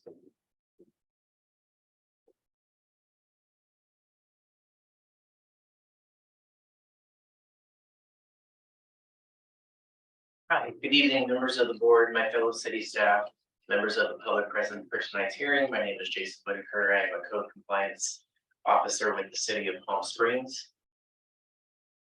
On Sunday, January 15th, 2023, while conducting a review of available rental listings on the web-based booking platform Airbnb.com, I came across an advertisement in the Vista Norte neighborhood of Palm Springs titled Chic Modern Zen Oasis with Pool, which can be found as attachment 5 in the staff report. While reviewing the advertisement, it stated that the entire 2-bedroom home was being offered for up to 6 guests. I was unable to find a city ID number on the advertisement as required for a registered vacation rental property, so I reviewed the photos contained within the advertisement and was able to positively identify the property address as 2548 North Aurora Drive. Upon review of the city's vacation rental registration records, I confirmed that the property identified did not hold a vacation rental registration certificate. I then sent a message via the Airbnb.com contact host feature, which can be found in attachment number 6, inquiring about a 6-night stay arriving Thursday, March 16th, 2023, and departing the following Thursday, March 23rd, 2023. My message stated, "Hi there, beautiful home. Looking to book for a week for a birthday getaway from LA from March 16th through March 23rd, 2023 with a few friends. I just wanted to see if the pool is heated, and if so, is there an extra fee? Are there any good restaurants nearby? Thanks.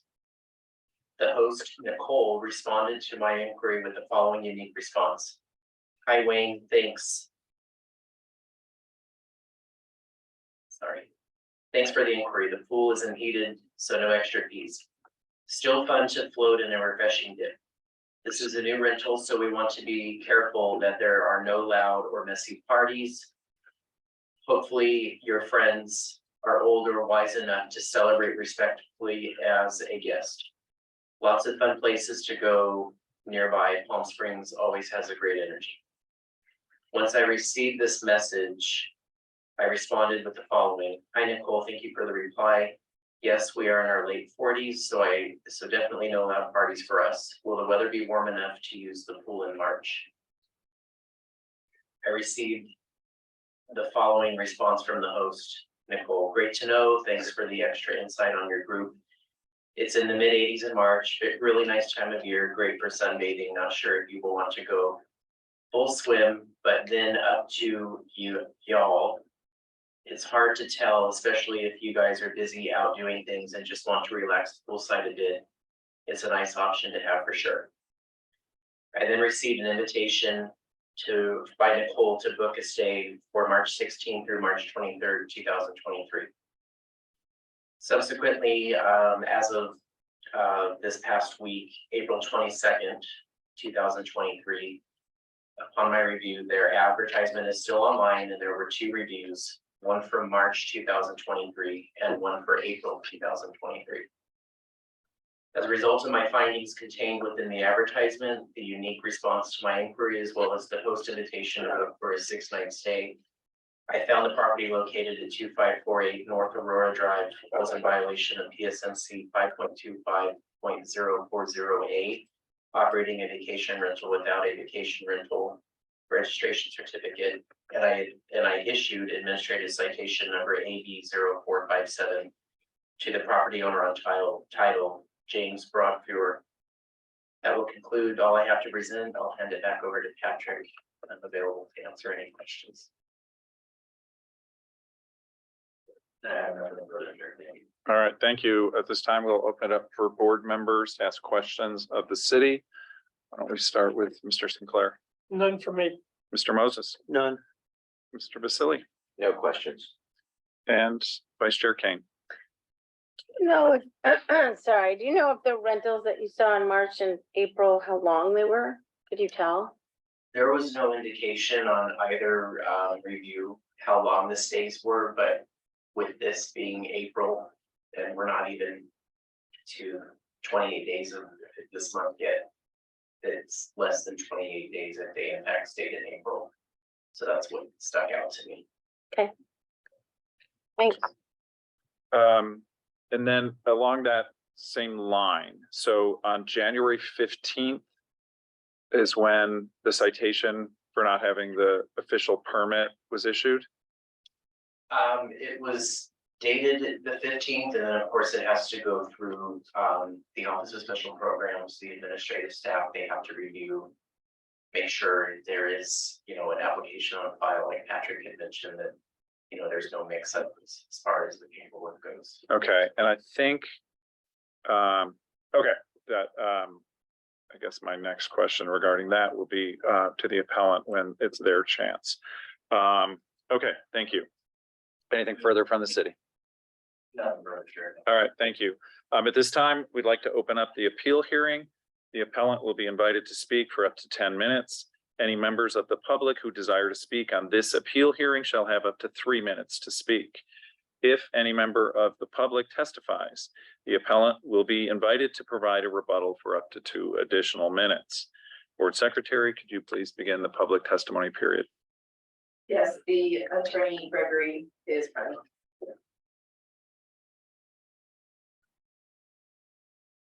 Hello, thank you. Can you turn your mic on and just state your name, please? Thank you. My name is Greg Angus. I'm an attorney and I'm representing James and Manuel, the owners of the property on Water Drive. So sitting here, obviously, listening to the last 4 of these cases, and they all seem to be a little bit different. And this one that I'm going to present is different than all the other ones that we've heard before. There was definitely a report, there was definitely some documentation that was presented, but I don't think the way it was presented was in the correct light. And what I mean by that is just to back up a little bit. My client is a dentist and his wife is a consultant for dentists. They live in San Diego area. They are not real estate professionals. Initially, they hired a realtor, Nicole, to list this property for them. And they know that they weren't professionals at this, so they gave it to a professional. They listed the property on the Airbnb site, and it was specifically stated that it's going to be 30-day rentals. If you look at the documentation, I submitted something earlier this morning. I don't know if everybody got a chance to look at it, but it's basically the same documentation that was part of the appeals file. But if you look at the advertisement, and there's two different advertisements from different dates, but both of them clearly state now taking 30-day rental requests. So I don't think they ever had, and when I say this case was different than all the others, in this particular situation, these owners didn't have any intent to rent this property for less than 30 days.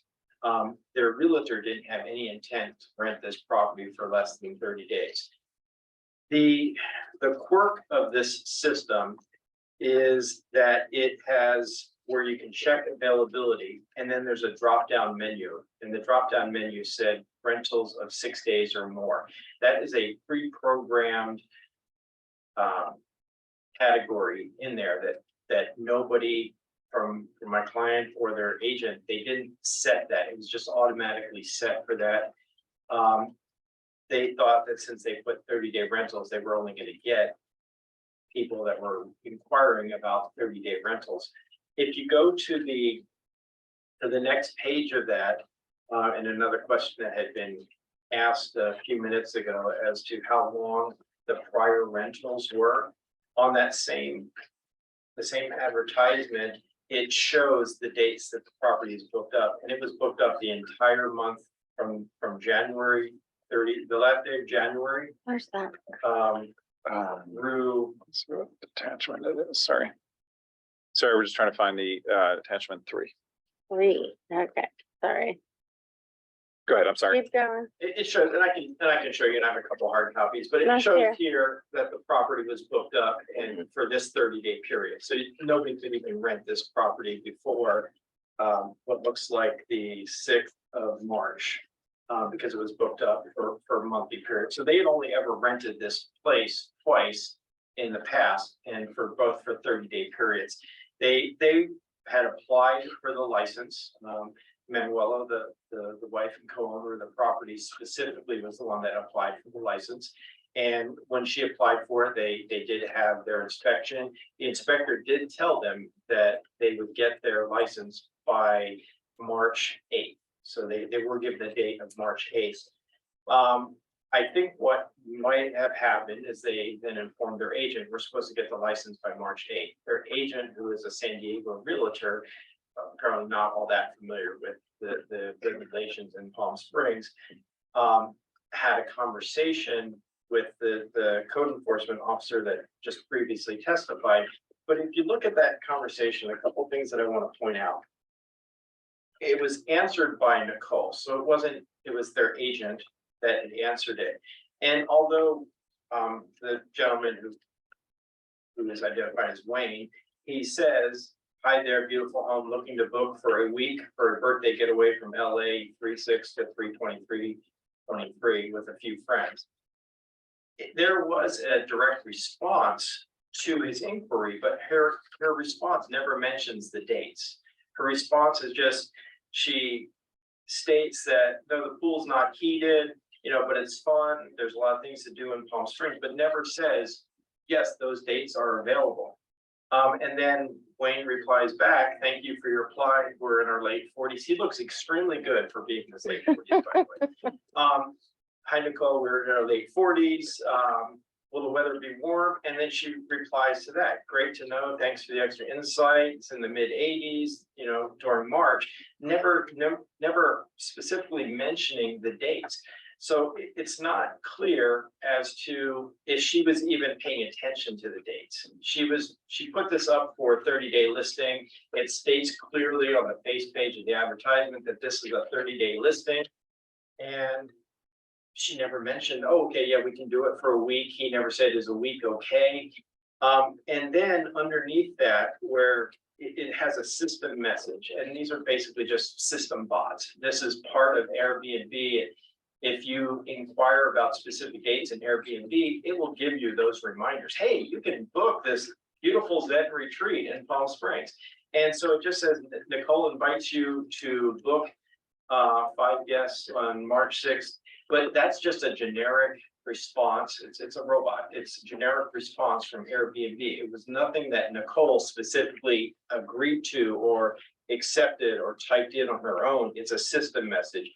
Underneath that, there's another system message. It's a text block and says, Manuela invited you to book their home. Manuela had no clue as to this conversation. She had no intent to rent this place for less than 30 days. One thing I want to point out is we had talked about, there was a bunch of questions. Hey, do we have any leeway here? And, you know, also, it's also mentioned like why, you know, why are we asking these people for, I guess I'm going to use the word deception. Why are we using this deception and asking these people to rent these rooms when we're not really intending on renting these rooms? There's nobody that actually is going to rent a room. So I would say that this property was never rented. It was never specifically advertised for 30 days. If you go back to the first page, actually, I'm sorry. If you go back to the application that was presented by I'll just call him Wayne, where he has check-in, he has check-in dates, check-in, you know, check-in, check-out. Again, this is all just populated by the user. It's not populated by the host. So he put in those dates because of the work in the system where it was programmed to 6 days. And it's still up now, but I think they clarified it. They have it now where it's programmed to 30 days. I think Manuela had to take charge and she actually had to call Airbnb site and say, hey, look, it can't be changed. Can you change this? And so they had to change it on their end. So now it's still up there because they're able to rent it for more than 28 days. But now it states 30 days, but that's just an automated pop-down menu that was just a result of the agent Nicole. And another question is probably going to be asked. Nicole set the Airbnb site up completely. It was 100% through her. My clients were leaving all of the leasing, all of the management of the property to her because they hired a professional that was able to do it. So my clients didn't even know about that pop-down menu. If you look at it, you can't even find that pop-down menu unless you put in specific dates. But again, on every one of the copies of the advertisements from various different things, it says now taking 30-day rentals, this brand new super clean rental located in Palm Springs. Again, brand new super clean rental was brand new. They'd never rented it before. They put this up, and then they had that one rental period where that entire month was booked. Again, I understand. I mean, there's no leeway with what the punishment is, but the leeway is we're here to determine, and the representative from the city had mentioned that, you know, we want to stop all these bad actors that are just out there just renting property without any concern for what the law is or what the code is. And I think that's what the appeals board is to determine not necessarily what the punishment is going to be, but whether we should impose that punishment or not. In this case, there might not be leeway. It's either a $5,000 fine or nothing. But there is leeway to determine whether these people are bad actors or whether this was an honest mistake and not a violation. I mean, for almost every violation, there has to be some type of intent. And in this case, there was no intent. My clients had no intention to rent this property for less than the 30-day period. They didn't overtly putting the property up for rental for above the 30-day period. I also find one thing that's almost disturbing to me is the enforcement officer, when asked, hey, do you know if those reviews were for less than 30 days? Oh, yeah, well, we're sure of it because there just wasn't that many days. Well, that review could have been from a month earlier, could have been from 2 months earlier, could have been their friend that just wrote a review to make it seem like this is a great place. I don't know, but it seems kind of a stretch to just jump to the point that, oh yeah, that they had to have been taking less than 30-day rentals. And there's really just no evidence of that. And your time's up if you want to wrap up real quick. I would just find that they weren't putting this property, weren't advertising this property for short-term rentals at this point. They were waiting. And it was just a quirk of this particular system that allowed the enforcement officer to type in dates that weren't authorized and in contradiction to the plain language on there, 30-day rentals. So that's all I have to say. All right, thank you. At this point, I don't believe anybody else has requested to speak on this one. So at this point, we'll open up to the board members to ask questions of you. Why don't we start with Mr. Basili? So the advertisement, just so I'm clear, the advertisement that I'm looking at, that was the advertisement that was always posted for the one that's saying 30 days were. There is only one advertisement. 30 days. There's only one advertisement, but there's several different screenshots of the same advertisement because you can. So there's one that's just the bare advertisement, and then there's another one that was in the documentation where the enforcement officer had typed in specific dates, and so it brought a drop-down screen. But it's the same advertisement. Did all the advertisements stress 30 days? Yes, absolutely. Okay, From thank you. day one. Thank you. Vice Chair Kane? Yeah, you mentioned something about March 8th being a date that was given to somebody, but can you explain that?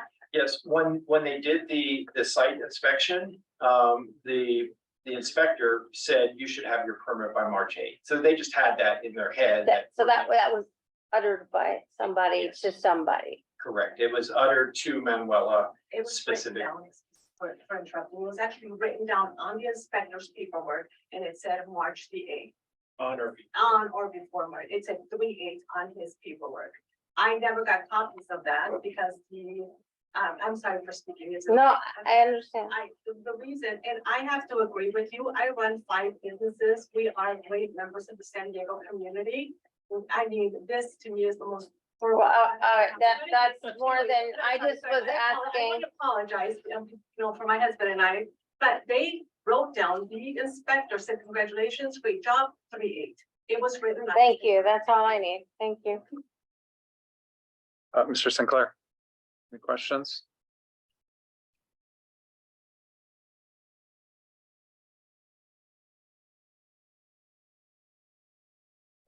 I think I'll wait. I don't have anything right at this second. I'm just mulling some things over. We can come back to you. Yes. Mr. Moses? Yeah, I'm very persuaded by that testimony, and I don't think I have any questions, but I have a lot for discussion. Okay, great. I'll go and then Mr. Sinclair, remind me if I forget to come back to you. So you had said, Nicole, their agent, set up the ad. Correct. I have a couple of questions. One is, and I'm very familiar with Airbnb and how it works. So it's your testimony that the 6 days was a default. That is my understanding. Yes, my clients never intended to rent it for more than 6 days. They specifically were instructed to do 30 days. The agent, I guess, just wasn't familiar with the software, and that was what was programmed in without anybody overtly putting that in. So, it's not I'm not testifying here, but that their site defaults to 1 day. And anything different than 1 day has to be typed in and then saved. So the Nicole that set it up put in 6. She had to have. Otherwise, it wouldn't be. It's quite possible. Again, the issue is my clients actually saw the ad after it was put in. After Nicole said, "I've got your ad up. Here's the ad," and they saw the ad. but unless you try and click certain number of days, it doesn't show you that it's 6-day rental, so they never tried to, you know. So, test yeah, that. so if it had been a 30-day, if somebody wanted to request 7 days, they would never even have seen the ad. Yeah. So then, my question is related to that. Who was responding for, sorry, let me get back to that page. Who was doing the responses for, was it Nicole responding? Yes. Okay, and she's not here, I assume? She is not. Okay, because I think that's unfortunate, because what I would like to ask her is, if she knew it was 30 days, somebody does a request for a week or 6 days, why she didn't say, this is not available for less than 30 days. Well, my understanding is she just wasn't paying attention to that. She just saw somebody's renting. She had rented it twice before for 30-day periods. And so somebody inquired about a rental and started asking her questions about Palm Springs. I think she just was excited. Yeah, it's a beautiful place. She's a real estate agent, so she's a natural salesperson. It's a beautiful place. Palm Springs is great. So many things to do. I don't think she even paid attention because she never mentioned the date. She never mentioned anything about. Ultimately, what would have happened is if he had tried to book that for that period of time, they would have caught it and they would have canceled the reservation. But it never got there. It never got to an actual booking. Because she would have gotten a message from the portal that said somebody wants to rent it from this date to that date. And then that the compliance officer actually put those dates in there. And again, that's twice she overlooked, if you will, the dates. Well, I So, think it was only once, but I. well, she would have gotten a notification from the portal. The portal will say you have a reservation or a request for these dates. Okay, so then my other question is, and I'm not sure without her here, do you know, is this ad set up as what's I think they refer to as instant book or an inquiry only? I think it's an instant book if you've already made an inquiry and talked, because the one robot where it says Manuela is inviting you to instantly book. So I think, and that was just generated by the system. So I suppose it is instant book. Okay, and the reason I asked that is, again, that's a conscious decision. Every homeowner has the right to choose one or the other. If it is set up as a 6-day or whatever that number was, less than 30, and it's instant book, somebody can do a reservation. If it was inquiry only, they do a request, and then that host has to either approve it or decline it and say, no, this is 30-day minimum. This doesn't meet your needs, or whatever their explanation would be. They would have declined it had it actually gone to that point. They would have declined it, but the room was never actually booked. It was only inquired about. Yeah, unfortunately, it's, well, this will be for our discussion, I guess. Mr. Sinclair, did you have any questions? Was a permit ever issued? No permits.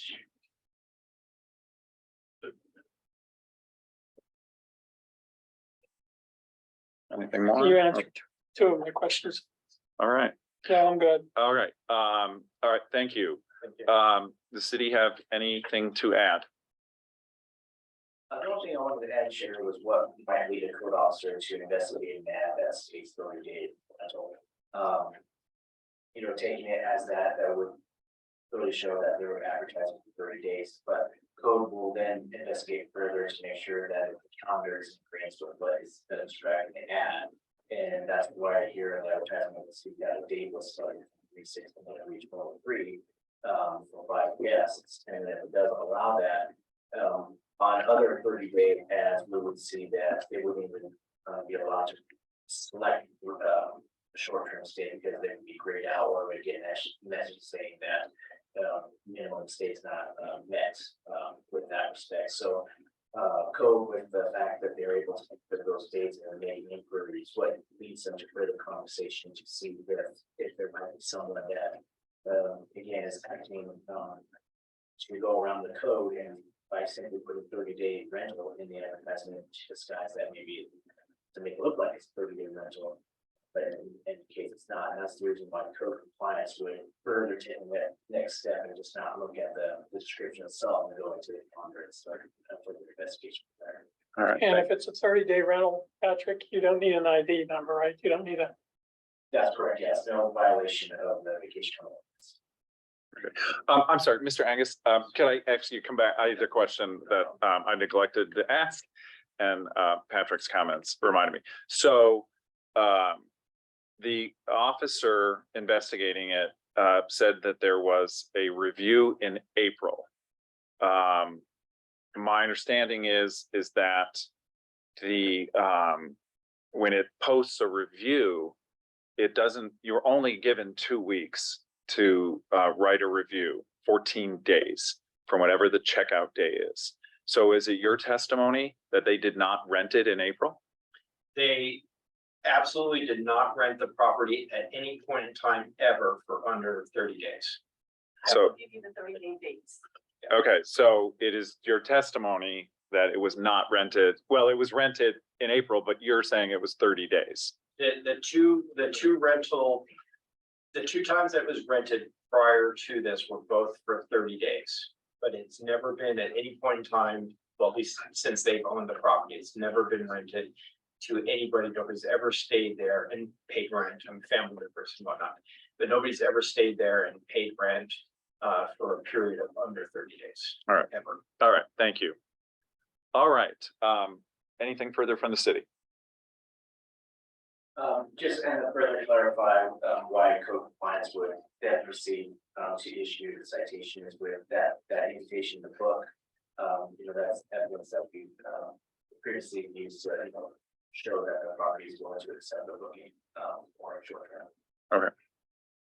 All right, question Yeah, for the no. appellant. No, I'm ready to discuss. All right, I have a question for Pat. go ahead, Is this the right time? go ahead, go for it. What's the March 8th date that has been, and again, I mean, this goes, I feel like to the same issue of there's something being miscommunicated in some way in my head with passing an inspection versus ready to roll, go ahead and advertise, something going on here. Yeah, I would want to look at that safety inspection form. They mentioned that the date was written on there, so I'd like to further look at what that 3 date could be. I looked at the vacation rental records and to see if that possibly could have been their 90-day or deadline as far as what the timing processing time was there. I looked at it and that was March 12th. So I don't know if that 8 or 12 was, in that frame as far as that's where the department estimated the permit issue. That's one thing I can say is that maybe where that 3 date came from, but I need to look at that paper more to see where it was written on and why it was written on, but thinking that it could have been the reason that that's an estimated plan that we were looking to issue that. That was like the deadline that we set ourselves for, whether it was 90 days, 45 days, or 60 days. And was this report, I believe it was in our packet, also included on the inspection report, that verbiage that we had talked about earlier? Do not advertise or rent the property until you have received written authorization. That's correct. In the staff report, I did provide that that information was sent to a Gmail account that was provided on the application and on that safety inspection contact form with that same message. All right, thank you. Okay, we will close the public testimony I do period. have one question. Go for it. Is Wayne the fictitious person that we? Wayne is the compliance officer. It's compliance officer, okay. Okay, so we'll close the public testimony period. The next segment will be for the board to discuss what we have heard from both sides.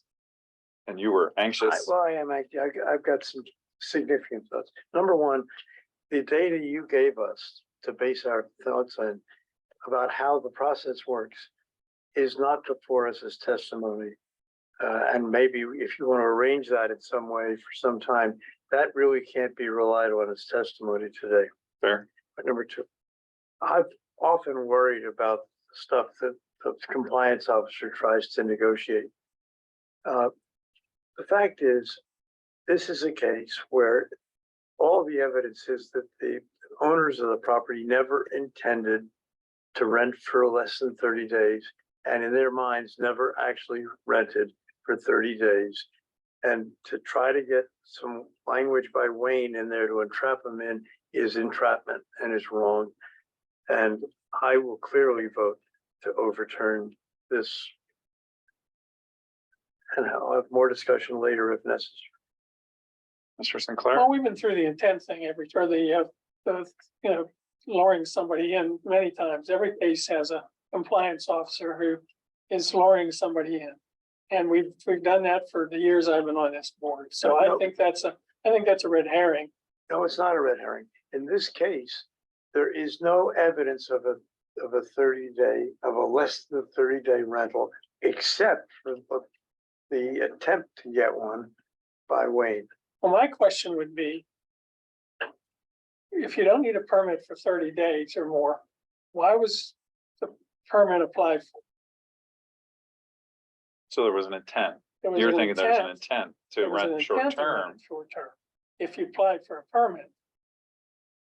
And so, and I don't think, and I'm gonna use this, strong language, I don't think intent's part of the crime here. I don't think it's an intent crime. I think it's, you have a defective agent who doesn't know the rules, doesn't know Palm Springs, and you give that to that person and let him or her do your work. And that seems like perhaps not the best thing to have done. So I think if you're gonna talk about intent, why did we have a permit applied for? If there wasn't an intent there to rent the property for less than 30 days, if you didn't need a Very permit. good answer. Okay, In every case where there's a permit issued and that 30-day rentals follow, they never intended to or attempted filing for the right to get a permit is not advertising an intent for short rental. They never did anything except long-term rentals. The fact that they were applying and considering short-term rentals is not relevant. it is relevant, and especially if you have a compliance officer who, we were through this again, every time we do one, the compliance officer does this, and we've determined over the last years that it's not entrapment, and the courts have determined it's not entrapment. So that's why. When the ordinance states that advertising is operating, that in the information that's in front of us is that the compliance officer requested a short term. And whether it was through Instant Book or they accepted the request, if it was on inquiry only, if you want to talk about intent, they intended to accept that short term reservation. See, I thought this case was gonna be about a short-term rental certificate that they didn't wait for the approval. Was where I first thought this case was gonna go, but obviously that's not where it went, but that's what put all this in my mind. The only action by the appellant that had to do with less than 30 days was their filing for a permit. No, I disagree. They didn't write Wayne's request, and they don't say that we're granting your request. They did.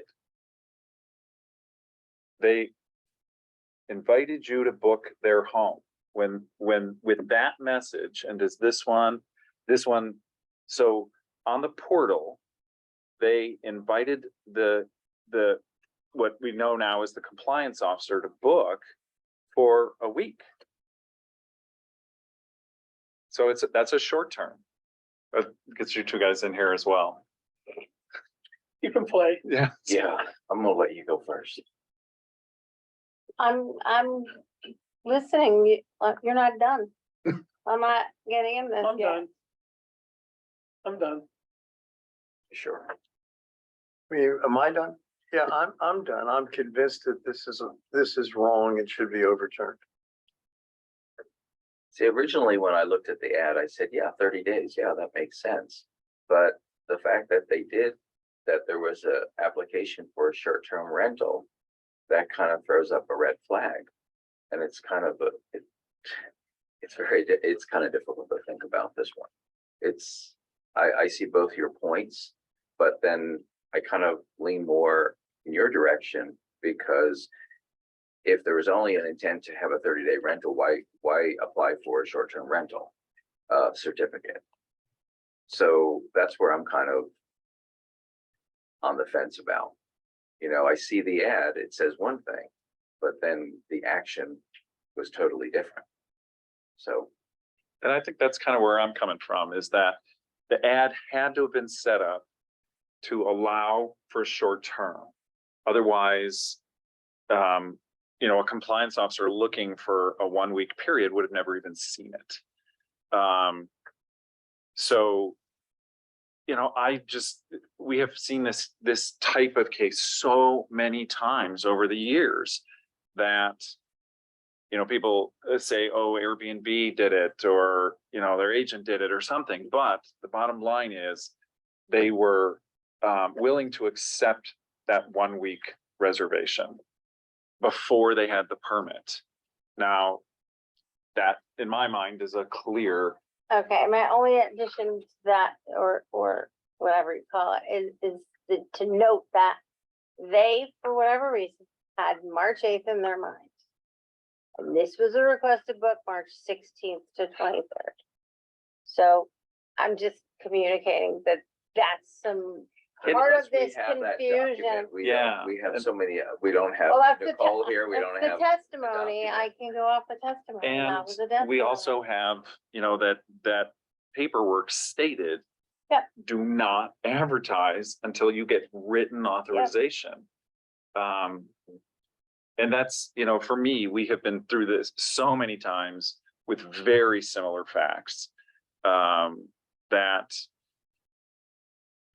once the way the ordinance is written, advertising is the same as operating based on the city's definition. And when you accept an inquiry for 1 week, you are accepting a short term. Whether the city doesn't care if they actually stayed there, if there was money that changed hands, the city doesn't care about that. That's not the way the ordinance is written. The ordinance is written that advertising is considered operating. And in an exchange with their agent was accepting a short term. Anything further? All right, would somebody like to make a motion in a second, please? I'll move we uphold the fine and the suspend, or the ban. Is there a second? I will second. Board Secretary, can you please call the vote? Board Member Sinclair, Aye. Chair Panessa, Aye. Board Member Vasily, I'm gonna say no. Board Member Moses, No. and Vice Chair Campbell. Aye. It passes 3-2 to uphold the administrative decision. All right, you will get an official notification from the city. Again, that does not preclude you from renting what the city defines as long-term, which is 28 nights. Again, I want to thank everyone for their time and effort on For this. understanding our business, and that's why we were doing our due diligence to follow the rest. So we appreciate you being a bit. Thank you. All right. All right, we are gonna move on. However, we have to deal with an issue. The case number 4. They were not in attendance for their appeal. They are here now. So first, I want to direct this to the city attorney. We have already voted on this case. What's their appropriate course of action? Yeah, so can I just have a little bit more background on the noticing for this? This is to the city clerk. The first notice goes at the beginning of the month, and then the second notice goes out the week prior to, so we're not on the 18th originally. And then they made the decision to start the case, these hearings at 4:30. So the 2 said 5:30, and then the third one said 4:30 in bold, underlined twice in the email. And it was also on the agenda as well, so it was posted with the financial. So that third notice advising them that the hearing had been moved to 4:30. When was that sent out to them? On April 19th.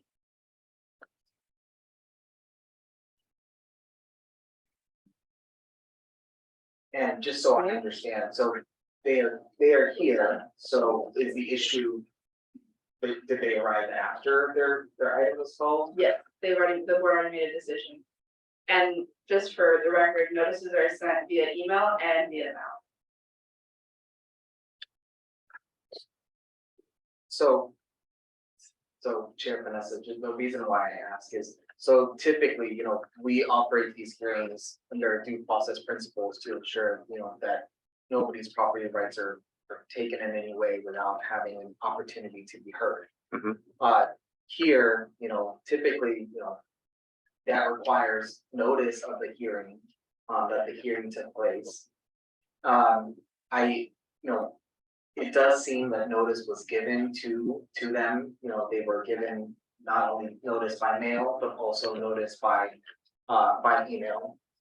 The only thing I would note that you might consider, in terms of whether you would like to rehear the item, and procedurally what that would take is somebody, remember it was unanimous, so any one of you can make a motion to Rescind. Reconsider. to reconsider, a motion to reconsider, yeah, I was blinking my head, a motion to reconsider your vote. That's procedurally what I would take, and what I was saying is the only thing that I would note for you is that under the municipal code section that does, that regulates the notice for administrative appeals board hearing, section 2.50.080 D does say that the notice of the time and place of the hearing shall be mailed or otherwise delivered by the city clerk to the applicant, respondent, and all other persons, if any, to whom notice of the initial application or action was required, not less than 10 days prior to the hearing. It does sound like the third notice was less than 10 days. You might consider that. It seems like the applicant had, actual notice, but they maybe had actual notice of the wrong time. So I definitely think you are within your discretion to reconsider this item if you would like to do so. I am not concerned with, and just to clarify on the record, I'm not concerned with any of the other items because those appellants were here. They clearly had actual notice of the time that started. So that's my comment. Hope that helps, and happy to answer any further questions if you might have any. All right, Can I ask a question? please. If we are gonna motion to reconsider, or whatever it called it, we need a full-blown testimony by the city. Do we need this, or can we go right to appellant?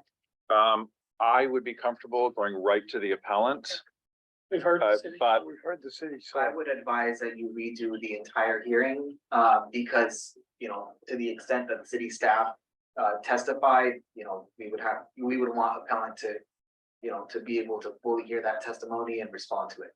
So if you do decide to reconsider the hate case, I would advise you redo the entire item. okay. This is a tough one. I'd like to make a motion to reconsider. Do we have the compliance officer that was here? Is the compliance officer still here? I'm still here. Is somebody want to second that? I'll second it. Do we need to vote on that? You do. Yeah, so motion. All right, please call the vote. And I'm sorry, the motion was. Board Member Moses, Aye. Board Member Vasily, Aye. Board Member Sinclair, Aye. Vice Chair King, Aye. and Chair Vanessa. Aye. It passes 5-0. All right, we will hear this case again. So the item number 4 that we are rehearing concerns the property at 3149 East Ventura Road. It is an appeal of a $2,500 fine and an administrative decision for a 2-year suspension of the vacation rental registration certificate. Board Secretary, can you please ensure that the city staff and appellant understand their testimony is under oath? We do have signed affidavits from city staff in person along with the appellant and witness. Anyone on Zoom who desires to testify under this appeal hearing under the laws of perjury, if you choose to speak, you hereby accept and acknowledge that your testimony shall be the truth, the whole truth, and nothing but the truth. All right, city staff, if you'd like to represent your case. Yes, good evening, Chair, Vice Chair, board members, city staff, residents on the call and in the conference room this evening. My name is Patrick Clifford with the Department of Special Program Compliance, and we oversee the vacation rental program here in the city of Palm Springs. Before you this evening is a staff report regarding the property located at 3149 East Ventura Road. This staff report is in with respect to a suspension of their vacation rental certificate. In the staff report, you'll notice that there's a table that lists 3 citations. Pursuant to Palm Springs Municipal Code 5.5090B. Upon the 3rd violation in a 12-month period, city manager shall suspend the vacation rental certificate for a period of 2 years. The first citation was issued May 13th, 2022 for a music violation at the property. A second violation was found on August 13th, 2022 for a music violation at the property. And on January 6th, 2023, third violation was found at the property for failing to submit a contract summary. Each citation and their findings and reports are included in the staff report and the respective attachments. Additionally, the code officer that investigated the third violation and issuance of the contract summary violation is in attendance from supervisor Matt to get further clarification of testimony on what led to the issuance of the third citation and any additional information related. First Supervisor Mitch, I will hand it to you. Thank you, Patrick. Good evening, members of the board, the fellow city staff, and members of the public with us for the rehearing. My name is Mitch Nabhan. I'm the code compliance supervisor in charge of the vacation rental enforcement program for the city of Palm Springs. On Friday, January 6th, 2023, at approximately 4:04 p.m., a complaint was received referencing loud occupants and music coming from the backyard area that could be heard beyond the property line via the city app for the reported address of 3149 East Ventura Road. Officer Jake Gonzalez and I were dispatched out on the call to investigate. Before responding to the address, I conducted a search and found that there was no contract summary submitted by the property owner or their authorized agent indicating that vacation renters currently occupied the property. While our response to the property did not result in the issuance of a citation for the reported noise or music, we did contact the occupants at the front door and found that the property was in fact operating as a vacation rental. The responsible renter stated that they had booked the property for a short-term stay, arriving on Thursday, January 5th, and departing on Sunday, January 8th, via the booking website airbnb.com. After returning to my workstation after our response, I conducted a second, more detailed check for a submitted contract summary. I confirmed no contract summary was on file for the current guest stay. As a result of my findings, the property owner was found to be in violation of PSMC 525-070H, and I worked with Officer Gonzalez to draft and issue citation AB 0448 for failing to submit a contract summary prior to guest occupancy to the owner on title. A couple of things to note.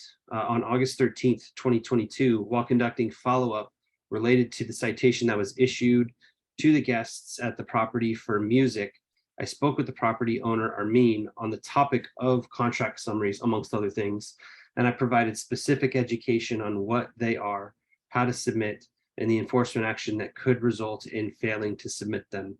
I essentially walked her through how to access the city's website, the city's vacation rental website section, as well as how to access the link to get to the contract summary submittal form. Additionally, since the suspension began on February 20th, 2023, we've continued to receive complaints for this address, and our investigations have found that the property owner has continued to operate as a vacation rental in violation of her suspension.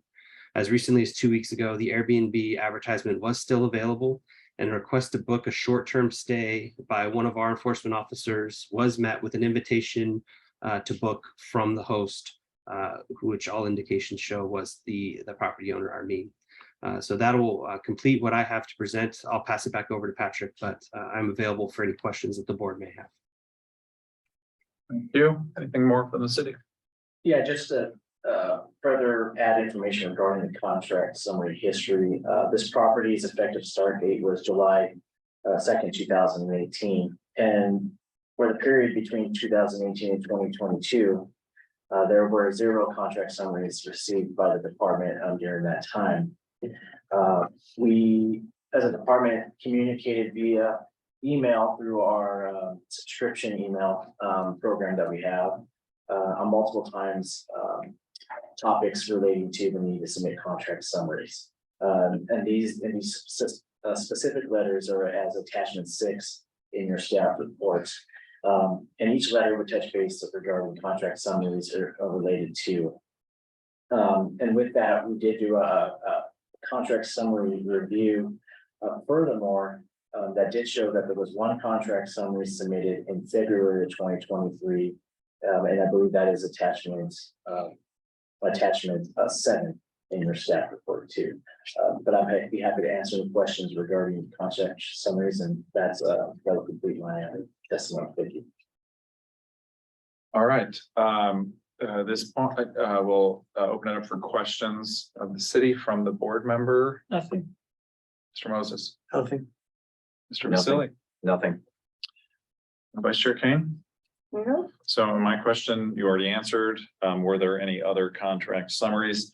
And Patrick, just reiterate, please, for my information, this house has had a permit since when?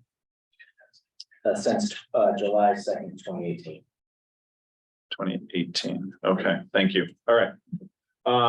If there's nothing further from the city at this time, I'd like to open the appeal hearing. The appellant will be invited to speak for up to 10 minutes. Any members of the public who desire to speak on this appeal hearing shall have up to 3 minutes to speak. If any member of the public testifies, the appellant will be invited to provide a rebuttal for up to 2 additional minutes. Board Secretary, can you please begin the public testimony period? We can begin. The appellant and witness are in the room. Okay. If whichever one of you is speaking, if you want to step up, please state your name and then Is this public comment that comes after? let me ask that. That's a good question.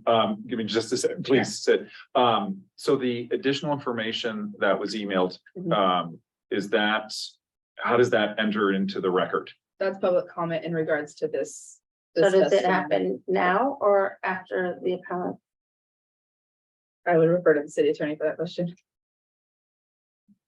I would have it happen after the appellant. Okay. So, Given that that's the normal. but I assume nobody's reading that email or whatever that was. It's been posted publicly, but submitted as part of the. Correct. I don't believe we need to. All right, thank you. Okay, I'm sorry, ma'am. If you want to state your name and then you'll have 10 minutes. Can I actually hear about that comment or, is there a way we could get that? Yeah, so. It was You haven't seen posted, it? so it is on the, You haven't seen it as part of the package? It was posted out, I mean, it was posted online and it's public comment on the Can you website. so show her? you would have to Yeah. go to the city's website to. Want me to read it into the record? Well, not right now. I think we Go should ahead, hear. your 10 minutes is starting, so go ahead, please. Okay, my name is Armine Kirkosman. As they did mention, I did receive my permit in July 2nd of 2018. When we did start this, my husband and I, we love Palm Springs. Palm Springs, it's my second home. I love the people, I love the neighborhood, I love everything about it. This is my retirement place for sure. Love the weather, actually. We live in LA, we live in Porter Ranch, and when we purchased this property, we filed for the permit. There is just so much paperwork that comes with it. And, I've been working with Chantel in the beginning and, she knew I have 2 kids, stay-at-home mom, but just running with dance class to piano class to soccer practice to, so forth and so on. We're just constantly on the move. I've never understood what the purpose of this contract summary is. I do know the rules. Back then it was 36 rental or 42 or something before. And, from there on, we changed it to 34. So I've known these rules. I've never known what a contract summary is. Never been explained about it, never had any courses about it, never, been, and I'm, as Mitch, informed me, he talked to me back in August. I don't recall this conversation at all. And when in January 6th, we're gonna talk about this citation that occurred when this the officers did go to the house. They did ask the renters, you know, are you renting the property? And they did inform them, yes.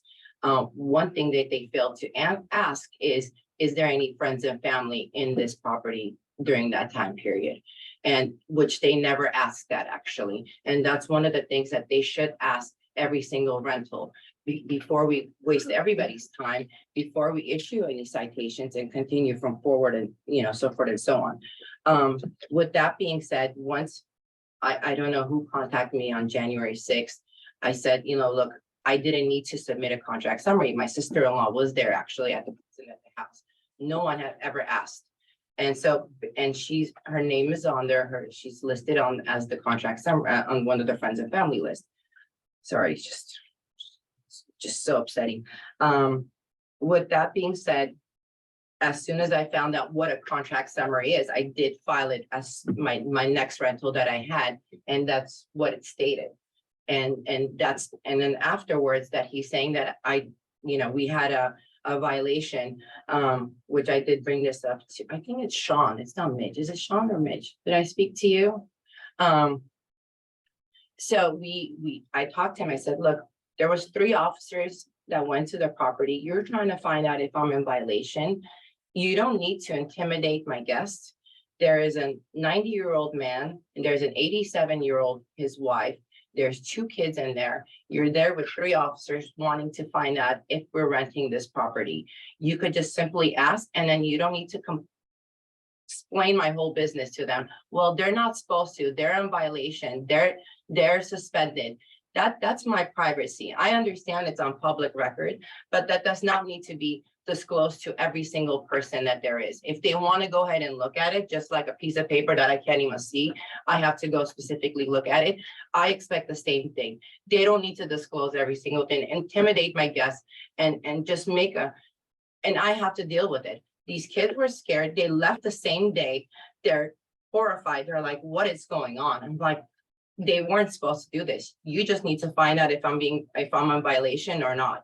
And I just feel like they're taking completely a power control on this, and it's not right. My neighbor, there's 5 different properties that are being vacation rentals, and not one single being is being called on. I'm the only one that's being called on. I don't know why, because when we go there, we're very courteous. We're very, you know, it's a family, it's our home, and we love this home. It's our first vacation home.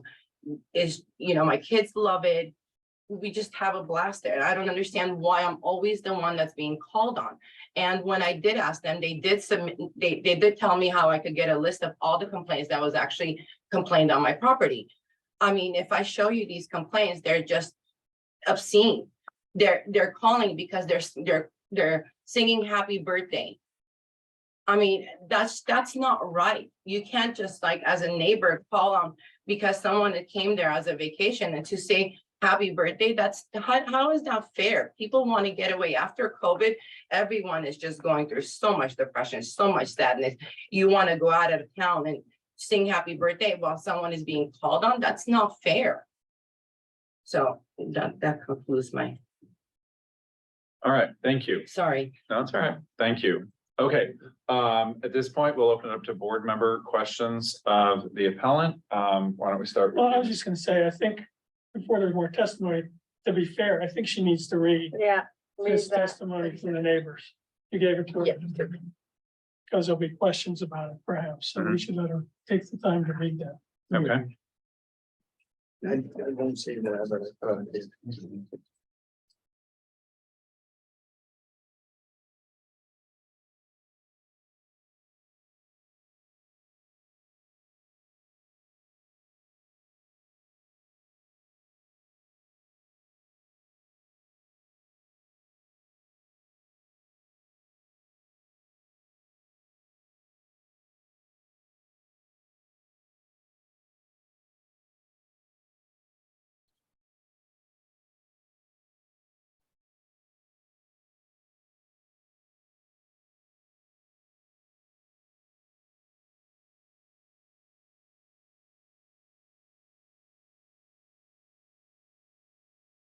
I'm so sorry, I'm just.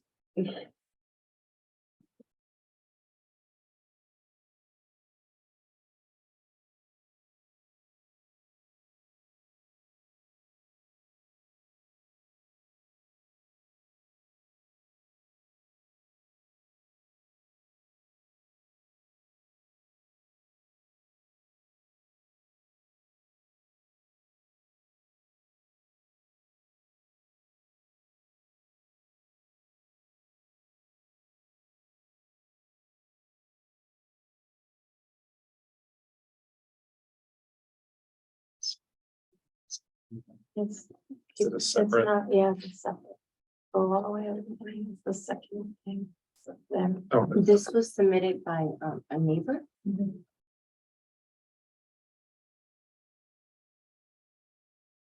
is I don't know that it matters. The line that's redacted, is that the neighbor's name? Mhm. Okay, Actually, there was two neighbors. okay. There was two I neighbors. don't know. if It's. We typically redact personal information when it comes to public comment, but I'm not sure on this case. Do you typically redact all the names as well as for public comment, written public comment? Did they ask you to? He asked about being anonymous and then he ended up submitting it with the names, so we could post it without the names. Well, I would say typically, this might be beyond the scope of the board, but typically, names of complainants, to the extent that they are submitting this as a complaint, would not be disclosed. Like I can tell you, if the city receives a public records request, and they are submitting this testimony as a complainant, the names would be redacted.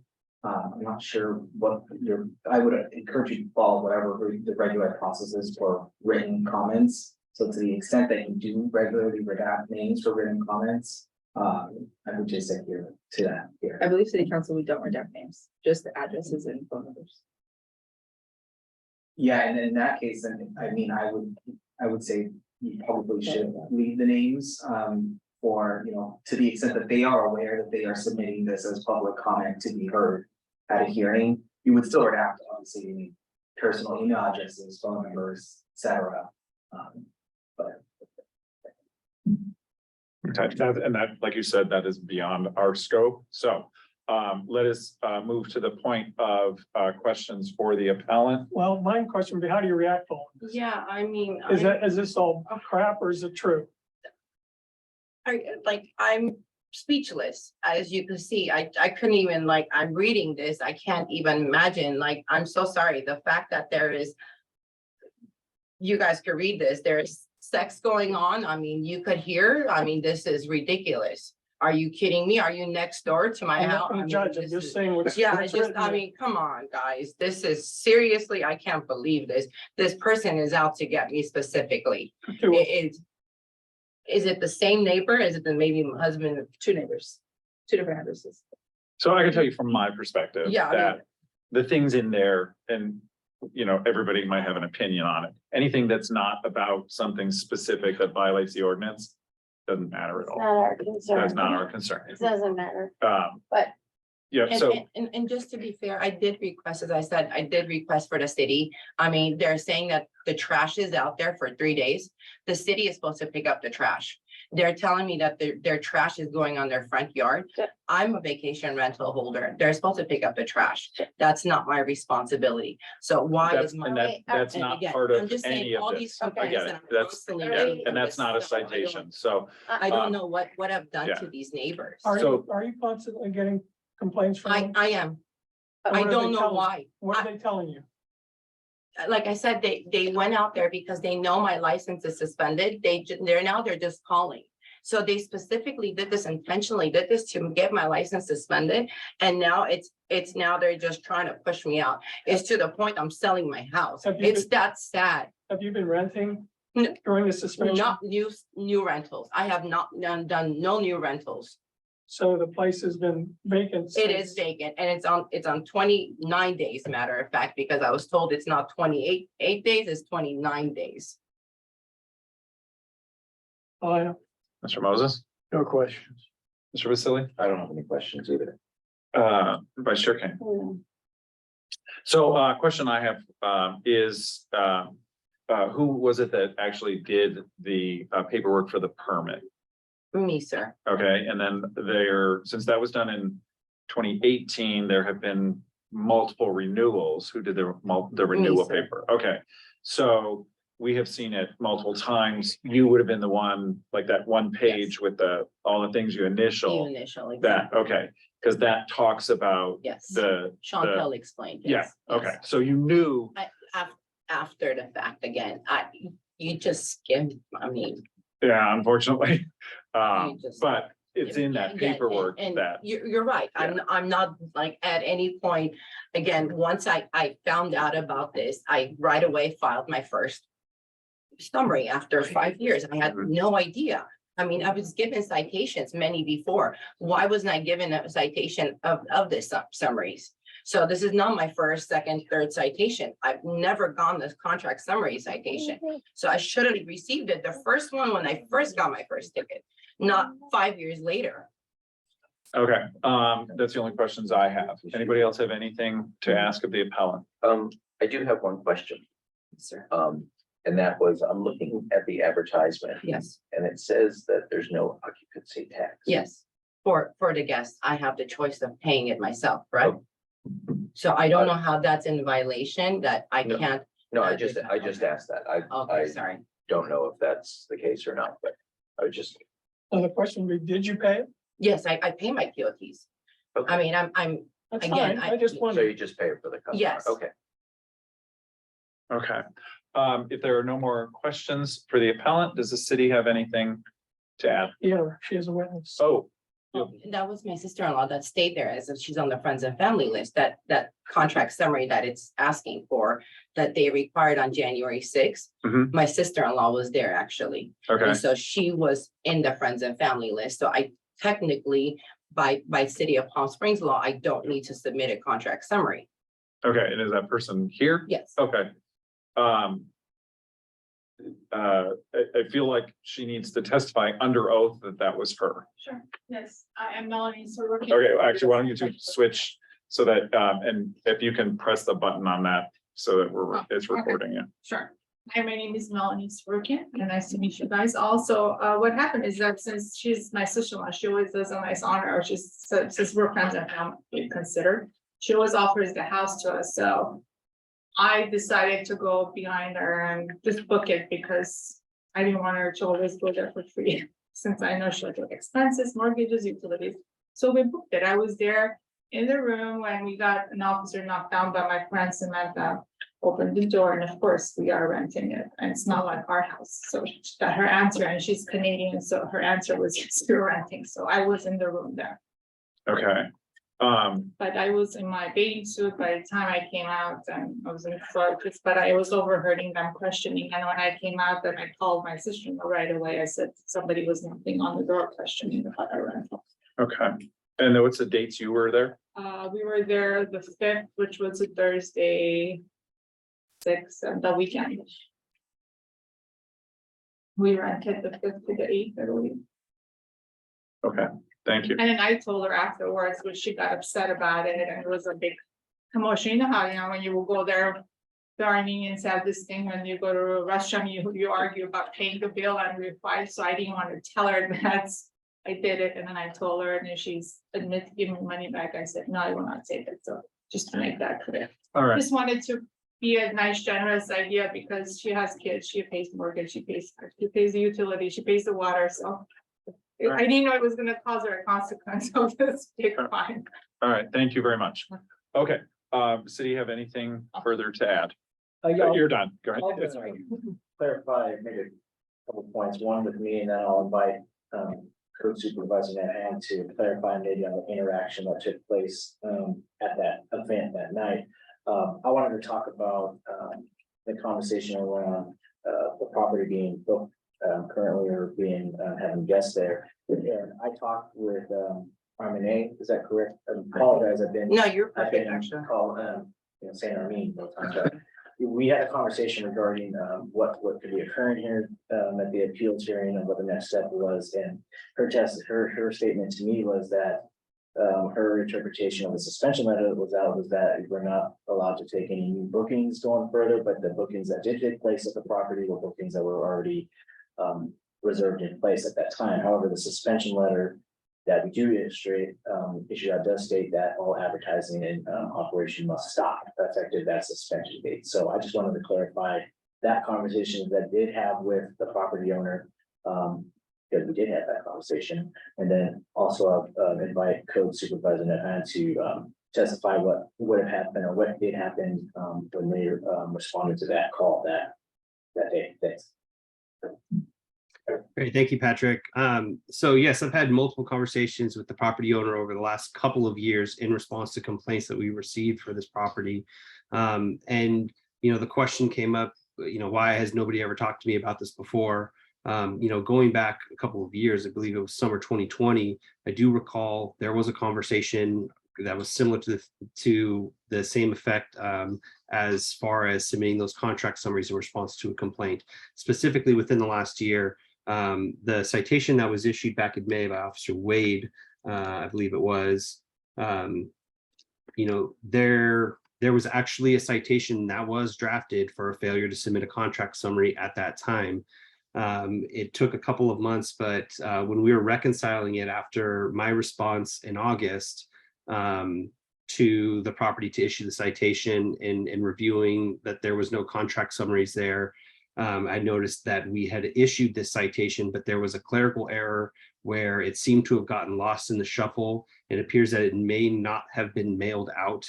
There was, you know, a period of time where we were transitioning offices from place to place. So it seems like it kind of got lost in the mix. So that's why, you know, again, giving the property owner the benefit of the doubt in that August call to again share that information, attempt to educate. You know, the city's enforcement directive going back to July of 2021 was really to take firm enforcement action against property owners who were not submitting their contract summaries, because that's how we do track that folks are staying within their, you know, permitted amount of contracts within a calendar year. So I did have that conversation with the property owner in August. And so then when we got called out on January 6th, you know, I did have a conversation with the property owner immediately after our response at the property. And at no point did she indicate that this property was occupied by a friend or family. The conversation was that it was rented, and it was honestly, it was more focused on who is the one that is complaining about me. I don't understand all these complaints, kind of similar to her disposition earlier in that sense. And so again, in addition to walking her through how to submit the contract summaries and the importance of that, I also provided her with some information on how she could file a request for a Public Records Act request to obtain information related to the specific complaints, because there was some, you know, there was some dispute over the details of the complaints. Again, I think, you know, she was thinking that we were maybe making it up and we were targeting her. And, you know, again, I was trying to assure her that, no, these are complaints that we are receiving. These are things that we are investigating. And then again, over the course of the next couple of months, we've had multiple calls for the property that a bunch of, you know, different enforcement officers have been called out to. In the particular instance that she mentioned, where there were 3 officers that showed up and we're having a conversation with the guests, and, you know, she felt that, you know, some of the questioning or the information that they're providing to the guests was inappropriate. I actually did have a follow-up call with Armin a couple of weeks ago, and she stated that she would provide me with ring footage of that playback, provided her with my email address. I never received that information, because again, if there's opportunity, if my officers are acting inappropriately, that's something that I, you know, assured her that I would follow up with them and correct any inappropriate behavior. I don't have any reason to suggest that. The other thing worth mentioning is that, you know, there is a Ring doorbell camera positioned right at the front of the door, and there's also one that's positioned at on top of the driveway above the garage. So generally, when we go out to do our observations, we do them from the street. Those Ring cameras are activated, and oftentimes, you know, Armin, along with, there's a male, I don't know if his name was George, but there's another individual that would get onto those Ring cameras and start conversating with our officers while we were trying to make our observations. And there were multiple instances, one in particular, especially in August, where the person on the ring came over and said, there's nobody here. The property's unoccupied. And it was at that point where I was actually having a conversation with the guests. And so it's quite a distraction on multiple occasions where we've gone out to do these, to do our investigations and have our discussions with the guests. And we've had kind of the distraction of the owner or whoever has access to their Ring doorbell camera on that and trying to interject into that conversation. The allegations of, I believe it was entered in the public comment about being coached to provide, false or misleading information to the officers. That is feedback that we have gotten in the past. There was one specific response, I believe it was back in February, where one of the officers spoke with, I believe he had mentioned it was Armin via the Ring doorbell camera, and she stated that she was staying at the property overnight, but she was out at the grocery store, and kind of left it at that. So again, and we later found out, that we had some evidence to support that may not have been true. And again, there was, like I mentioned previously, we have evidence and a strong case to suggest that the property has been continuing to operate, during the suspension period, which began February 20th. In addition to that, the advertisement that was included in the public record, that was a new advertisement. That was not the previous advertisement that had been taken down. And so that, when we saw that go up, again, that was alarming because at that point, the suspension had been communicated. We had telephone conversations with the property owner, and yet, there's this advertisement that's not only still facilitating short-term rentals, but flouting the fact that you don't have to pay transient occupancy tax, which to us is alarming because that suggests that they are trying to do it under the radar. But yeah, I mean, obviously, it's a complicated case. Like I said, I've spoken with the property owner multiple times. I don't have any ill will towards her or the property. And unfortunately, again, there have been a lot of complaints as a result of how this property operates. And on the administrative side, while I'm doing our investigations, and hearing statements from the guests when we're having those interactions, it seems like they are not being explained the rules correctly. Administratively, the contract summaries aren't being submitted. So there are just red flags that this property, is not operating well or not operating in accordance with the intent of the vacation rental ordinance. So that'll kind of conclude what I know that was long. All right, thank you. Any more questions for the appellant? Can I talk about what he just said, all these things? Very, very briefly, yes. Okay, first of all, on my Ring, I thought I sent you the videos. And today, actually, I just realized because I was waiting for your call to see how you were gonna address to these officers. I really thought I sent it to you because I went to video 1, video 2, video 3, that same moment. So I'm sorry you didn't receive it. I'm gonna go look through the emails again and see what happened. And I did receive your mail. Second of all, why didn't you issue me the first citation that you ever did about the contract summary? So In 2008. can I interrupt here because we're going down a rabbit hole Right. that has nothing to do with this case. And We are sorry. we are focused, there were 3 citations, we're focused only on those citations. The fact that other citations either were or were not issued is not relevant, excuse me, to what we're talking about Right. here. And then also, when you talk to me on January 6th, you think I'm gonna go ahead and tell you everything, what you should do as your job? You should actually go there and ask, is there any friends and family on the list? Is there anyone that's residing or renting their property? Did you do that? This is incorporated. Yeah, This is you're arguing about things Well, that I don't affect this case here, what we're talking about. So thank you for your testimony. If there are no other questions for the appellant, can please step down and then the board will discuss. And actually online, but I'll redact the. I appreciate it. And then did we finalize if we're gonna get the names out or not? That will be between you and the city clerk. So, okay. So time now is for the board to discuss what we have heard from both sides. Why don't we start with you, Mr. Basili? I have no questions. I heard it all. Comments for discussion? You know, I'm going to, I have to believe that the officer are telling the truth and that there has been some issues. I don't know the history of this, but I've learned a little about the history of this property tonight, and it seems like there's been an ongoing problem with this property. I don't know about the anything else that's been discussed, this letter that the neighbors have submitted. I don't know if any of that's true, and I'm not even gonna pay attention to it. But it seems like this property has been a problem to the community. And so that's it. Vice Chair Kane? No comments? Mr. Sinclair? My only comment would be, I'm surprised there weren't more citations. Mr. Moses? When you get right down to it, what we're hearing is an appeal of the suspension because of 3 citations. We had almost no discussion of those citations, but we've heard nothing to overturn the decision by the city.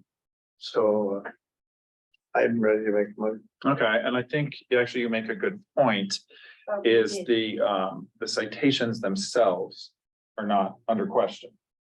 It is the last one. The last one. Sorry, this is our time to discuss. She's right. Well, there was discussion about the contract summary. Yeah. The other 2 were not discussed at all. It's true. Okay. All right, anybody have any more comments for us to discuss? Somebody like to make a motion? You want me to make it? You do, you, Okay, I move we uphold the suspension and the fine. Is there a second? I'll second it. Thank you, Board Secretary. Would you please call a vote? Board Member Sinclair, Aye. Board Member Moses, Aye. Board Member Vasili, Aye. the Vice Chair Kane, Aye. and Chair Knesset. Aye. Motion carries 5-0 to adopt resolution upholding. Okay, so it has been upheld. You will get an official notification from the city. That does not preclude you from renting on what the city defines as long-term, which is 29 nights. I want to thank everyone for their time and effort on this case. We're going to move to the last part of our agenda, approval of minutes for February and March. Is there a motion to accept these minutes from these 2 meetings? I move to, can I do both, group them together to accept? both Certainly, sets- both please sets- do. Both sets of minutes. Second? Aye, or yes. Second. You'll second. All right, I think this is one I always forget we have to vote on. Yeah. So please call the vote. Board Member Moses, Aye. Board Member Sinclair, Aye. Board Member Vasili, Aye. Vice Chair Kane, Aye. and Chair Knesset. Aye. Passes 5-0. Thank you. Next item on the agenda is set aside for general comments, announcements, requests of the staff and or issues of concern from members of the Administrative Appeals Board. Anything the members of the board No. would like? No. No. Definitely. All right, thank you. Nothing from me. Actually, I take that back, as a comment. The fact that I appreciate the fact that the inspector is adding that verbiage. I think that will help with a lot of those issues that we have seen in the past.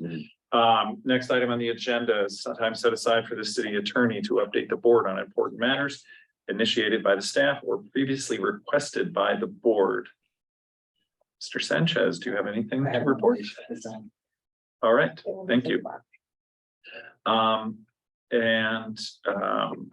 Finally, time set aside for the city clerk to update the Administrative Appeals Board on important items initiated by staff or previously requested by the board. We no longer have, I think you have let everyone know, we no longer have an alternate on the Appeals Board. Mr. Hedrick did give his resignation. Anything else? As you can tell, we are now starting our meetings at 4:30 to clear our backlog, but besides that, no next meetings, May 24th. Okay, and I believe that we discussed last time that 4:30 is better once a month than to try to go to it twice a month. So we will continue to meet at 4:30 until we start working through the backlog. And we expect that will probably be within 2 months, roughly, hopefully. Yes. All right. Next meeting is May 24th at 4:30. And with that, I move we adjourn. we are adjourned. Thank you, everyone, for your Thank you. effort and time.